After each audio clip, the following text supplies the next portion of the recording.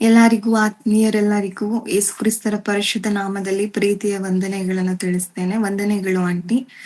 ಒಳ್ಳೆಯ ಸಮಯದಲ್ಲಿ ವಾಕ್ಯ ಸಂದೇಶಕ್ಕೆ ಹೋಗುವ ಮುನ್ನ ಒಂದು ಚಿಕ್ಕ ಪ್ರಾರ್ಥನೆಯನ್ನು ಮಾಡಿಕೊಂಡು ವಾಕ್ಯ ಸಂದೇಶಕ್ಕೆ ಹೋಗೋಣ ಪ್ರಿಯರೇ. ಪರಿಶುದ್ಧನು, ನೀತಿವಂತನು, ಮಹಾಪರಿಶುದ್ಧನು ಆಗಿರುವಂತಹ ಪರಲೋಕದಲ್ಲಿರುವ ನನ್ನ ತಂದೆಯೇ, ಒಳ್ಳೆಯ ಅಪ್ಪ, ನೂತನವಾದ ದಿನವನ್ನ ನಮಗೆಲ್ಲರಿಗೆ ಕಾಣುವುದಕ್ಕೆ ಸಹಾಯ ಮಾಡಿದಕ್ಕಾಗಿಯೂ ಅಪ್ಪ, ಅಮೂಲ್ಯವಾದ ಸಮಯಕ್ಕೆ ನಾವು ತಂದೆ ಕೂಡಿ ಬರುವ ಹಾಗೆ ನಿನ್ನ ಮಾತುಗಳನ್ನು ಕೇಳುವುದಕ್ಕೆ ಎಲ್ಲರೂ ಸಹ ಶ್ರದ್ಧೆ ಭಯಭಕ್ತಿಯಿಂದ ನೀವು ಮಕ್ಕಳಾಗಿ ತಂದೆಯೇ ಅಪ್ಪ ಎಲ್ಲರೂ ಸಹ ಕೂಡಿ ಬಂದಿರುವುದಕ್ಕೆ ನೀನು ಮಾಡಿದಂತಹ ಸಹಾಯಕ್ಕಾಗಿ ಒಳ್ಳೆಯ ಶ್ಲಾಘ್ಯಕ್ಕಾಗಿ ನನಗೆ ವಂದನೆಗಳು, ಸ್ತೋತ್ರಗಳು ತಂದೆಯೇ. ಈಗಲೂ ಸಹ ನಿನ್ನ ಮಾತುಗಳನ್ನು ಹೇಳುವಾಗ ತಂದೆ, ಹೇಳುವಂತಹ ನನ್ನನ್ನು, ಕೇಳುವಂತಹ ನಿಮ್ಮ ಮಕ್ಕಳನ್ನು ನಿಮ್ಮ ಆತ್ಮರ ಮೂಲಕ ಬಲಪಡಿಸಿ ವಾಕ್ಯಗಳನ್ನು ಕೇಳಿ ಅಪ್ಪ ಅದನ್ನು ಅಂಗೀಕರಿಸೋದಕ್ಕೆ ನಾವೆಲ್ಲರೂ ತಗ್ಗಿಸಿಕೊಂಡು ವಿಧೇಯರಾಗೋದಕ್ಕೆ ಬೇಕಾದಂತಹ ನಿನ್ನ ಕೃಪೆಯನ್ನ, ಸಹಾಯವನ್ನ ಪ್ರತಿಯೊಬ್ಬರ ಜೀವಿತದಲ್ಲಿ ಮಾಡಿಕೊಡಿ. ಎಲ್ಲರಲ್ಲಿಯೂ ತಂದೆಯೇ ನಿನ್ನ ಒಂದು ಆತ್ಮ ಪ್ರಕಾರವಾದ ಆಶೀರ್ವಾದಗಳನ್ನ ನಮ್ಮ ಜೀವಿತಗಳಲ್ಲಿ ನೀ ತಾನೇ ದಯ ಮಾಡಿ ತುಂಬಿಸಿ ಮತ್ತು ಆತ್ಮ ಪ್ರಕಾರವಾಗಿ ನಮ್ಮನ್ನ ಬಲಪಡಿಸಿ, ನಿನ್ನ ವಾಕ್ಯಗಳ ಮೂಲಕ ನಮ್ಮನ್ನ ಬಲಪಡಿಸಿ. ಅದೇ ರೀತಿಯಾಗಿ ತಂದೆಯೇ ಇಲ್ಲಿ ಕೂಟವನ್ನು ನಡೆಸಲಿಕ್ಕೆ ಇರುವಂತಹ ರೇಖಾ ಆಂಟಿಯನ್ನ, ಅವರ ಕುಟುಂಬವನ್ನು ನೆನೆಸಿ ಪ್ರಾರ್ಥಿಸ್ತೇನೆ. ಮಕ್ಕಳನ್ನು ಇನ್ನೂ ಹೆಚ್ಚಾದ ರೀತಿ ಬರಬೇಕಾದಂತಹ ಆಶೀರ್ವಾದಗಳಿಂದ ಅವರ ಕುಟುಂಬವನ್ನ ಬಲಪಡಿಸಿ, ಅವರ ಕುಟುಂಬ ಸಂಪೂರ್ತಿಯಾದ ರೀತಿಯಲ್ಲಿ ರಕ್ಷಣಾ ಮಾರ್ಗಕ್ಕೆ ಬರುವುದಕ್ಕೆ ನೀನ್ ತಾನೇ ಸಹಾಯ ಮಾಡಿ ಎಂದು ವಿಜ್ಞಾಪಿಸ್ತಾ ಎಲ್ಲವನ್ನೂ ಯೇಸು ಪರಿಶುದ್ಧ ನಾಮದಲ್ಲಿ ಪ್ರಾರ್ಥಿಸಿ ಹೊಂದಿಕೊಳ್ಳುತ್ತೇನೆ ತಂದೆಯೇ. ಆತ್ಮೀಯರೆಲ್ಲರಿಗೂ ಮತ್ತೊಮ್ಮೆ ಯೇಸು ಕ್ರಿಸ್ತರ ಪರಿಶುದ್ಧ ನಾಮದಲ್ಲಿ ಪ್ರೀತಿಯ ವಂದನೆಗಳನ್ನು ತಿಳಿಸ್ತಿದ್ದೇನೆ ಪ್ರಿಯರೇ. ಇವತ್ತಿನ ದಿನದಲ್ಲಿ ನಾವು ದೇವರ ವಾಕ್ಯ ಸಂದೇಶ ಭಾಗವಾಗಿ ನೋಡಲಿಕ್ಕಿರುವಂತಹ ಅಂಶ ಬಂದು, ದೇವರಿಗೆ ಕೃತಜ್ಞತೆ ಉಳ್ಳವರಾಗಿರುವರಿಂದ ಆಗುವಂತಹ ಲಾಭಗಳು ಏನು, ಯಾವುವು, ಅಥವಾ ದೇವರಲ್ಲಿ ನಾವು ಉಪಕಾರ ಸ್ಮರಣೆಯಿಂದಿದ್ದಾಗ ನಮಗೆ ಉಂಟಾಗುವಂತಹ ಮೇಲುಗಳು ಏನು ಎಂಬುದಾಗಿ ಕೆಲವು ಕಾಲ ನಾವು ಈ ಒಂದು ವಿಷಯದ ಕುರಿತು ಆಲೋಚನೆ ಮಾಡಿಕೊಳ್ಳೋಣ. ಹಾಗಾಗಿ ನಾವು ಈ ಲೋಕದ ಇರುವಂತಹ ಎಲ್ಲರನ್ನ ನಾವು ನೋಡುವಾಗ, ಲೋಕದ ಜನರನ್ನಾಗಿರಬಹುದು ಮತ್ತು ಕ್ರಿಸ್ತನನ್ನ ತಿಳಿದಿರುವಂತಹ ಮಕ್ಕಳು, ಅರಿಯದ ಮಕ್ಕಳು, ಇವರೆಲ್ಲರನ್ನ ನಾವು ಒಂದು ಬಾರಿ ಅವರನ್ನ ಕುರಿತು ಆಲೋಚಿಸಿದಾಗ, ಯಾರೇ ಆದ್ರೂ ದೇವರ ಒಂದು ಉಪಕಾರ ಅಂತ ನಾವು ಹೇಳಿದಾಗ ನಮಗೆ ಉಂಟಾಗುವಂತಹ ಭೌತಿಕವಾದ ಮೇಲುಗಳು, ಭೌತಿಕವಾದ ಆಶೀರ್ವಾದಗಳನ್ನು ಕುರಿತು ಅನೇಕರು ಗುರ್ತಿಸುವಂಥದ್ದನ್ನ ನಾವು ಕಾಣಬಹುದು. ನಮ್ಮ ಜೀವಿತದಲ್ಲಿ ಆಗುವಂತಹ ಅನೇಕ ಭೌತಿಕ ಆಶೀರ್ವಾದಗಳು, ಉಂಟಾಗುವಂತಹ ಮೇಲುಗಳನ್ನ ಕುರಿತು ನಾವು ದೇವರಲ್ಲಿ ಉಪಕಾರ ಸ್ತುತಿಯನ್ನ ಮಾಡುವುದಾಗಲಿ, ಕೃತಜ್ಞತೆಯನ್ನ ಸಲ್ಲಿಸುವುದಾಗಲಿ ನಮ್ಮ ಜೀವಿತಗಳಲ್ಲಿ ನಾವು ನೋಡಿರ್ತೇವೆ ಪ್ರಿಯರೇ. ದೇವರನ್ನು ಅರಿಯದ ಜನರು ಯಾವ ರೀತಿಯಲ್ಲಿರ್ತಾರೆ? ಅನ್ಯರಾಗಿ ಇರುವವರು ದೇವರನ್ನ ಹೇಗೆ ಸ್ಮರಿಸ್ತಾರೆ? ಅವರ ಆಪತ್ಕಾಲದಲ್ಲಿ ಏನಾದರೂ ಸಹಾಯ ಒದಗಿದಾಗ ದೇವರೇ ಅಂತ ಅವ್ರು ಕೂಗಿಕೊಳ್ಳೋದು, ಪೂಜೆಗಳನ್ನ ಮಾಡಿಕೊಳ್ಳುವಂಥದ್ದು, ದೇವಸ್ಥಾನಕ್ಕೆ ಹೋಗುವಂಥದ್ದು, ಅರ್ಚನೆಗಳನ್ನ ಮಾಡಿಸುವಂಥದ್ದು, ಏನಾದರೂ ಒಳ್ಳೆಯದು ಅವರ ಜೀವಿತದಲ್ಲಿ ಸಂಭವಿಸಿದರೆ ಅವರು ಖಂಡಿತವಾಗಿ ದೇವರನ್ನ ನೆನೆಯುವಂತಹ ಮನೋಭಾವದಲ್ಲಿ ಅವರಿರ್ತಾರೆ. ಆದ್ರೆ ದೇವರನ್ನ ಅರಿತು ಕ್ರೈಸ್ತರಾಗಿ ಜೀವಿಸುವಂತಹ ನಮ್ಮಲ್ಲಿಯೂ ಸಹ ಅನೇಕರು ಏನಾಗಿರ್ತಾರೆ ಅಂದರೆ, ಭೌತಿಕವಾದ ಆಶೀರ್ವಾದಗಳನ್ನೇ ನಿಜವಾದ ಆಶೀರ್ವಾದಗಳು ಅಂತ ಭಾವಿಸಿ ನಮಗೆ ಉಂಟಾಗುವಂತಹ ಅನೇಕ ಮೇಲುಗಳನ್ನ ಕುರಿತು ದೇವರಲ್ಲಿ ಕೃತಜ್ಞತೆ ಉಳ್ಳವರಾಗಿ ನಾವು ಕೂಡ ಇರ್ತೇವೆ. ಹಾಗಾಗಿ ಯಾವುದು ನಿಜವಾದ ಆಶೀರ್ವಾದ? ಭೌತಿಕವಾಗಿ ದೇವರು ಖಂಡಿತವಾಗಿ ಪ್ರತಿಯೊಬ್ಬರನ್ನ ನಮ್ಮ ಒಂದು ಜೀವಿತಗಳಿಗೆ ಬೇಕಾದಂತಹ ಬೇಸಿಕ್ ನೀಡ್ಸ್ ಏನಿರುತ್ತೆ, ಖಂಡಿತವಾಗಿ ದೇವರು ಎಲ್ಲವನ್ನ ಎಲ್ಲರಿಗೆ ಅನುಗ್ರಹಿಸಿರ್ತಾರೆ. ನಾವು ಉಸಿರಾಡುವಂತಹ ಗಾಳಿ ಆಗಿರಬಹುದು, ಸೂರ್ಯನ ಕಿರಣಗಳಾಗಿರಬಹುದು, ಗಿಡಗಳು, ಮರಗಳು, ಬೇಕಾದಂತ ಆಹಾರ, ಫಲ, ತರಕಾರಿಗಳು ಏನೇ ಇದ್ದರೂ ಅದೆಲ್ಲವನ್ನ ದೇವರು ಈಗಾಗಲೇ ಸೃಷ್ಟಿಯಲ್ಲಿ ನಿರ್ಮಿಸಿ ನಮಗಾಗಿ ದೇವರು ಕೊಟ್ಟಿರುತ್ತಾರೆ. ಆದರೆ ಕೆಲ ಮನಸ್ಥಿತಿಗಳು ಹೇಗಿರುತ್ತೆ, ಅದ್ಯಾವುದನ್ನ ನಾವು ನೆನೆಸಿ ದೇವರಿಗೆ ಕೃತಜ್ಞತೆ ಉಳ್ಳವರಾಗಿರಲ್ಲ. ಆದರೆ ನಮ್ಮ ಜೀವಿತದಲ್ಲಿ ಉಂಟಾಗುವಂತಹ ಮೇಲುಗಳು, ಭೌತಿಕ ಆಶೀರ್ವಾದಗಳನ್ನು ಕುರಿತು ಹೆಚ್ಚಳ ಪಡುವಂಥದ್ದು ನಮ್ಮ ಜೀವಿತಗಳಲ್ಲಿ ನಡೆಯುವಂತ ಕಾರ್ಯಗಳಾಗಿರುತ್ತದೆ.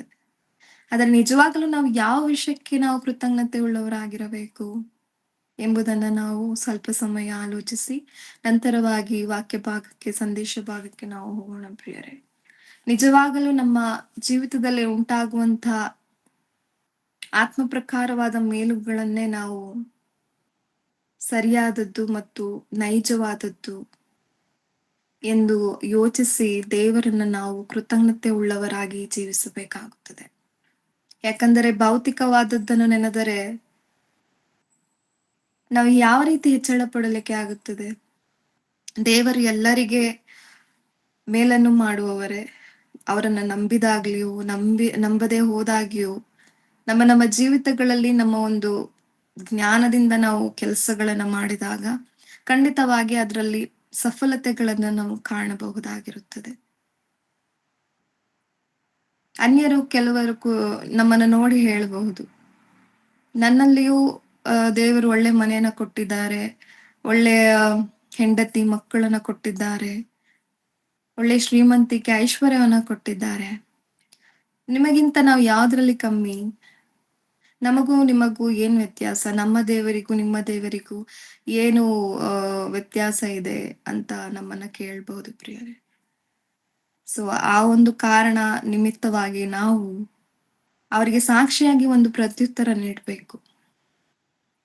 ನಮ್ಮ ಪ್ರತ್ಯುತ್ತರ ಏನಾಗಿರ್ಬೇಕಂದ್ರೆ, ದೇವರು ಎಲ್ಲರಿಗೂ ಎಲ್ಲಾ ಮೇಲನ್ನು ಜೀವಿತಕ್ಕೆ ಬೇಕಾದಂತಹ ಸಕಲವನ್ನು ಒದಗಿಸಿದ್ದಾರೆ. ಸ್ಟಾರ್ಟಿಂಗ್ ಪ್ರಪಂಚ ನಿರ್ಮಾಣ ಮಾಡುವಾಗಲೇ ಅವರ ಆಲೋಚನೆಯಲ್ಲಿ ಮನುಷ್ಯರಿಗೆ ಬೇಕಾದಂಥದ್ದೆಲ್ಲವನ್ನ ಅನುಗ್ರಹಿಸಿ ಒಳ್ಳೆ ರೀತಿ ಸೃಷ್ಟಿ ಮಾಡಿ ನಮ್ಮ ಅವಶ್ಯಕತೆಗಳನ್ನ ಆಲ್ರೆಡಿ ನಮ್ಮ ಕಣ್ಣು ಮುಂದೆ ಎಲ್ಲವನ್ನ ಇಟ್ಟಿರುತ್ತಾರೆ. ಆದರೆ ನಿಜವಾದಂತಹ ಆಶೀರ್ವಾದ ಒಬ್ಬರ ಜೀವಿತದಲ್ಲಿ ಉಂಟಾಗುವುದು ಯಾವಾಗ ಅಂದರೆ, ಕ್ರಿಸ್ತನನ್ನು ನಂಬಿ ನಮ್ಮ ಪಾಪವನ್ನು ಸಂಪೂರ್ಣವಾಗಿ ದೇವರ ಹಸ್ತದಲ್ಲಿ ಒಪ್ಪಿಸಿ ತಗ್ಗಿಸಿಕೊಂಡು ಮಾನಸಾಂತರದಿಂದ ಪಾಪ ಕ್ಷಮಾಪಣೆ ಹೊಂದಿಕೊಂಡು ನಾವು ರಕ್ಷಣೆಯ ಮಾರ್ಗದಲ್ಲಿ ನಡೆಯುತ್ತಾ ದೇವರೊಂದಿಗೆ ತಿರುಗಿ ಅನ್ಯೂನ್ಯತೆಯಲ್ಲಿ ನಾವು ಜೀವಿಸಿದಾಗಲೇ ಆ ಜೀವಿತವನ್ನೇ ನಾವು ಆಶೀರ್ವಾದದ ಜೀವಿತವಾಗಿಯೂ ಅಥವಾ ಆತ್ಮ ಪ್ರಕಾರವಾದಂತಹ ಆಶೀರ್ವಾದ ಅನ್ನೋದಾದರೆ ನಮಗೆ ದೇವರು ನೀಡಿರುವಂತಹ ನಿತ್ಯ ಜೀವ. ದೇವರು ಪ್ರತಿಯೊಬ್ಬರು ತನ್ನ ಮಗನನ್ನ ನಂಬುವಂತ ಪ್ರತಿಯೊಬ್ಬರಿಗೆ ಮಾಡಿರುವ ವಾಗ್ದಾನ ಅದು ನಿತ್ಯ ಜೀವವಾಗಿರುತ್ತದೆ. ಸೊ ಆತ್ಮ ಪ್ರಕಾರವಾದಂತಹ ಆಶೀರ್ವಾದಗಳೆಂದರೆ ಅದೇ ನಿಜವಾದಂತಹ ಆಶೀರ್ವಾದ ಎಂಬುದಾಗಿ ವಚನದಲ್ಲಿ ನಾವು ನೋಡಿ ಮುಂದೆ ಹೋಗೋಣ ಪ್ರಿಯರೇ. ಎಫೆಸದವರಿಗೆ ಬರೆದ ಪತ್ರಿಕೆಯಲ್ಲಿ 1ನೇ ಅಧ್ಯಾಯದ 3ನೇ ವಚನವನ್ನ ನಾವು ನೋಡಿಕೊಳ್ಳೋಣ. ಎಫೆಸದವರಿಗೆ ಬರೆದ ಪತ್ರಿಕೆ 1ನೇ ಅಧ್ಯಾಯದ 3ನೇ ವಚನವನ್ನ ನಾವು ನೋಡಿಕೊಳ್ಳೋಣ. ನಮ್ಮ ಕರ್ತನಾದ ಯೇಸು ಕ್ರಿಸ್ತನ ದೇವರು ತಂದೆಯೂ ಆಗಿರುವಾತನಿಗೆ ಸ್ತೋತ್ರ. ಆತನು ಪರಲೋಕದಲ್ಲಿನ ಸಕಲ ಆತ್ಮೀಯ ವರಗಳನ್ನು ನಮಗೆ ಕ್ರಿಸ್ತ ಯೇಸುವಿನಲ್ಲಿ ಅನುಗ್ರಹಿಸಿದ್ದಾನೆ. ಸಾಕು ಪ್ರಿಯರೇ, ಈ ವಚನದಿಂದ ನಮಗೆ ಏನ್ ಅರ್ಥ ಆಗುತ್ತದೆ? ನಮ್ಮ ಕರ್ತನಾದ ಯೇಸು ಕ್ರಿಸ್ತನ ದೇವರು ತಂದೆ ಆಗಿರುವ ಆತನಿಗೆ ಸ್ತೋತ್ರ. ಇಲ್ಲಿ ಭಕ್ತನಾಗಿರುವಂತಹ ಪೌಲನು ದೇವರಿಗೆ ಒಂದು ವಿಷಯದ ನಿಮಿತ್ತ ಕೃತಜ್ಞತೆ ಉಳ್ಳವರಾಗಿ ಬರ್ತಾರೆ. ಯಾವ ವಿಷಯಕ್ಕಾಗಿ? ಆತನು ಪರಲೋಕದಲ್ಲಿನ ಸಕಲ ಆತ್ಮೀಯ ವರಗಳನ್ನು ನಮಗೆ ಕ್ರಿಸ್ತ ಯೇಸುವಿನಲ್ಲಿ ಅನುಗ್ರಹಿಸಿದ್ದಾನೆ.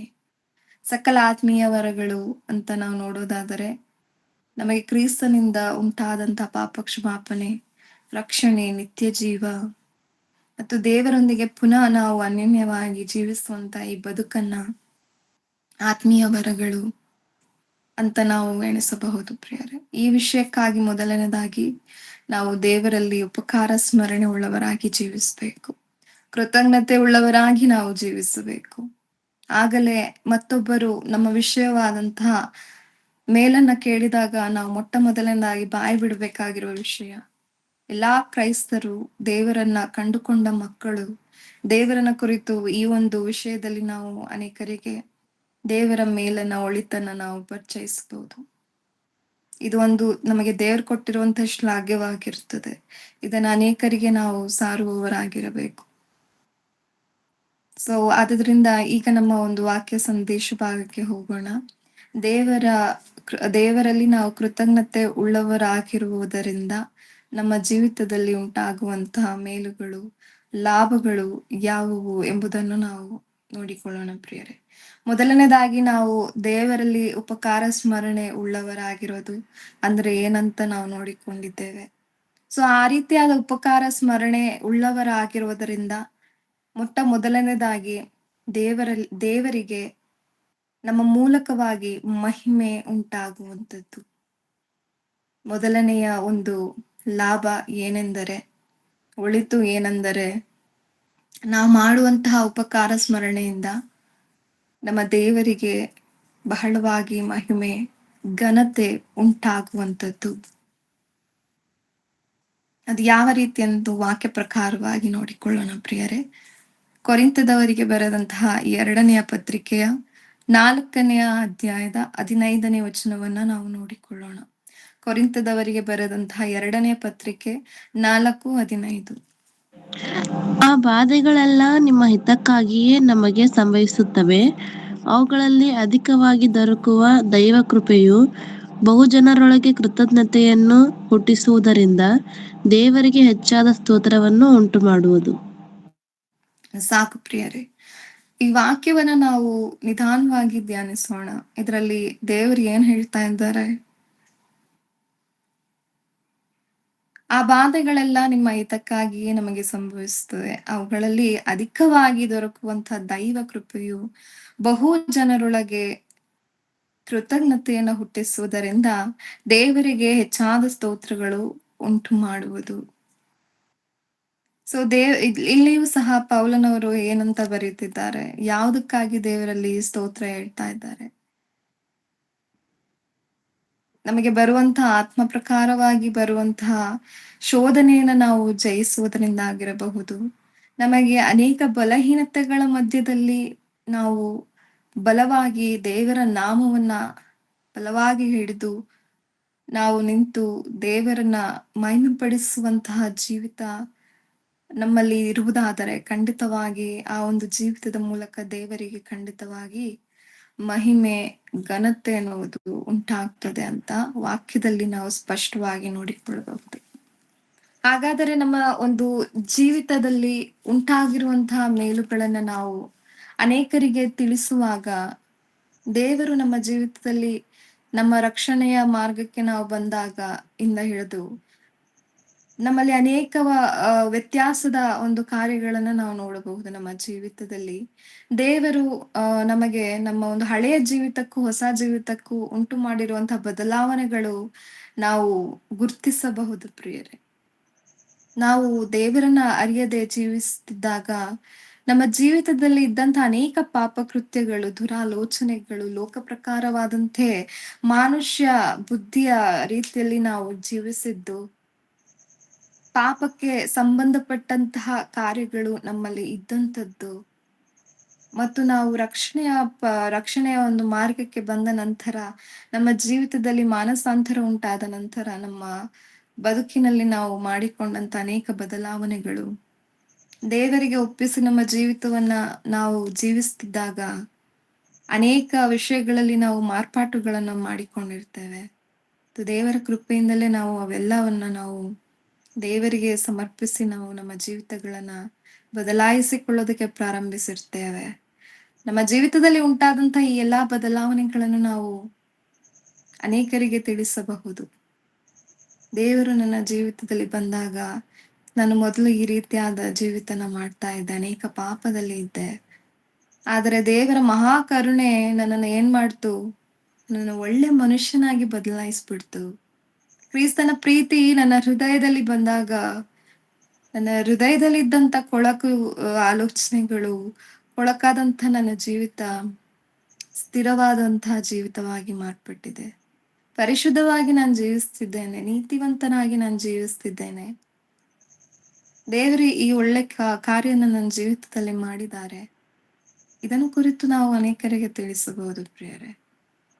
ಇದೊಂದು ಆಶೀರ್ವಾದ. ಹಾಗೆ ನಾವು ನೆನೆಸಿದಾಗ ಖಂಡಿತವಾಗಿ ನಾವು ಅನೇಕರಿಗೆ ಈ ಒಂದು ವಿಷಯದಲ್ಲಿ ಸಾಕ್ಷಿಯಾಗಿ ನಾವು ಜೀವಿಸಬಹುದು. ಅದೇ ರೀತಿಯಾಗಿ ನಮ್ಮ ಒಂದು ಜೀವಿತವನ್ನ ದೇವರು ಬದಲಾಯಿಸಿದಾಗ ಅನೇಕ ದೇವರಿಗಾಗಿ ನಾವು ಪಡ್ತಕ್ಕಂತಹ ಅನೇಕ ಪಾಡುಗಳು, ದೇವರ ಒಂದು ನಂಬಿಕೆಯ ಜೀವಿತದಲ್ಲಿ ಅನೇಕ ಶೋಧನೆಗಳು ಉಂಟಾಗಲಿಕ್ಕೆ ಇರುತ್ತದೆ. ಮನುಷ್ಯರ ನಿಮಿತ್ತವಾಗಿ, ಅಪವಾದಿಯ ನಿಮಿತ್ತವಾಗಿ ಅನೇಕ ದೂಷಣೆಗಳು, ನಿಂದನೆಗಳು, ಅಪಮಾನಗಳನ್ನ ನಾವು ಹೊಂದಬೇಕಾದಂತ ಪರಿಸ್ಥಿತಿಗಳು ಬರುತ್ತದೆ. ಆ ಪರಿಸ್ಥಿತಿಗಳಲ್ಲಿ ದೇವರು ನಮ್ಮ ಜೀವಿತದಲ್ಲಿ ಅವರ ಹಸ್ತ ನಮ್ಮ ಮೇಲೆ ಇದೆ. ನಮ್ಮ ಜೀವಿತದ ಪ್ರತಿಯೊಂದೊಂದು ಕ್ಷಣಗಳನ್ನ ದೇವರು ಗಣನೆಯಲ್ಲಿಟ್ಟಿದ್ದಾರೆ. ನಮ್ಮ ಜೀವಿತ ದೇವರ ದೃಷ್ಟಿಯಲ್ಲಿ ತುಂಬಾ ಮಾನ್ಯವಾದಂತದ್ದಾಗಿರುತ್ತದೆ. ಸೊ ದೇವರಿಗೆ ನಮ್ಮ ಜೀವಿತದ ಮೇಲೆ ಸಂಪೂರ್ಣವಾದ ಕಂಟ್ರೋಲ್ ಇದೆ ಅಂತ ನಾವು ದೃಢವಾಗಿ ನಂಬಿ, ನಮಗೆ ಉಂಟಾದಂತ ಎದುರಾಗಿರುವಂತ ಸಂಕಷ್ಟಗಳು, ಹೋರಾಟಗಳನ್ನು ನಾವು ಒಳ್ಳೆ ರೀತಿಯಲ್ಲಿ ಜಯಿಸಿದಾಗ ದೇವರಿಗೆ ಖಂಡಿತವಾಗಿ ಮಹಿಮೆ ಉಂಟಾಗುವಂತದ್ದು ಎಂಬುದನ್ನು ವಾಕ್ಯದಲ್ಲಿ ನಾವು ತಿಳಿದುಕೊಂಡಿದ್ದೇವೆ ಪ್ರಿಯರೇ. ಮತ್ತೊಂದು ಲಾಭ, ಮತ್ತೊಂದು ಒಳಿತನ್ನ ನಾವು ನೋಡಿಕೊಳ್ಳೋಣ. ನಮ್ಮ ಜೀವಿತದಲ್ಲಿ ದೇವರನ್ನ ಉಪಕಾರ ಸ್ಮರಣೆಯನ್ನು ಮಾಡುವಾಗಲ, ಅಥವಾ ನಾವು ದೇವರಲ್ಲಿ ಕೃತಜ್ಞತೆ ಉಳ್ಳವರಾಗಿ ನಾವು ಜೀವಿಸಿದಾಗ ನಮ್ಮ ಮನೋನೇತ್ರಗಳು ಬೆಳಗುವಂತದ್ದಾಗಿರುತ್ತದೆ. ಮನೋನೇತ್ರಗಳು ಬೆಳಗುವಂತದ್ದಾಗಿರುತ್ತದೆ. ಅದು ಯಾವ ರೀತಿಯಾಗಿ? ಮನೋನೇತ್ರಗಳು ಬೆಳಗುವುದು ಅಂತ ನಾವು ನೋಡಿದಾಗ, ಅಪವಾದಿಯು ನಮ್ಮನ್ನ ಈ ಲೋಕ ಪ್ರಕಾರವಾಗಿ ನಾವು ಜೀವಿಸ್ತಿದ್ದಾಗ ದೇವರನ್ನು ಕಂಡುಕೊಳ್ಳಬಾರದು, ದೇವರಿಗೆ ಮನುಷ್ಯರು ಹತ್ರ ಆಗ್ಬಾರ್ದು ಅಂತ ಅನೇಕ ಸಂಚುಗಳನ್ನ ಮಾಡಿ, ಭಕ್ತರ ಕಣ್ಣುಗಳನ್ನ ಕಟ್ಟಿ ದೇವರ ಒಂದು ಮಹಾ ಉನ್ನತವಾದಂತ ಅಸ್ತಿತ್ವವನ್ನೇ ನಂಬಲಾರದ ಹಾಗೆ ಮನ ಕುರುಡು ಮಾಡಿಬಿಟ್ಟಿರ್ತಾನೆ. ದೇವ್ರು ಎಲ್ಲಿದ್ದಾನೆ? ಇದ್ದಿದ್ರೆ ನಮ್ಮ ಜೀವಿತ ಯಾಕೆ ಹೀಗಿರ್ತಿತ್ತು? ದೇವ್ರು ಇದ್ದಿದ್ರೆ ನಮ್ಮ ಜೀವಿತ ಒಳ್ಳೆ ತರ ಇರ್ತಿತ್ತಲ್ಲ. ನಾನು ಕೂಡ ಇನ್ನೊಬ್ರ ಹಾಗೆ ಒಳ್ಳೆಯ ಮನೆಯಲ್ಲಿ, ಒಳ್ಳೆಯ ಬಂಗಲೆಯಲ್ಲಿ, ಒಳ್ಳೆಯ ಕಾರನ್ನ ನಾನು ಇಟ್ಕೊಂಡು ನಾನು ಎಷ್ಟು ಐಶ್ವರ್ಯವಂತ ಹಾಗೆ ಇರ್ಬೋದಿತ್ತು. ದೇವ್ರಿದ್ರೆ ಅಲ್ವಾ ಇದೆಲ್ಲ ನನ್ಗೆ ಕೊಡೋದಕ್ಕೆ. ದೇವ್ರು ಎಷ್ಟು ಪಕ್ಷಪಾತಿ ಅಲ್ಲ, ಇನ್ನೊಬ್ಬರಿಗೆ ಆ ರೀತಿಯಾದ ಆಶೀರ್ವಾದ ಮಾಡಿದ್ದಾರೆ.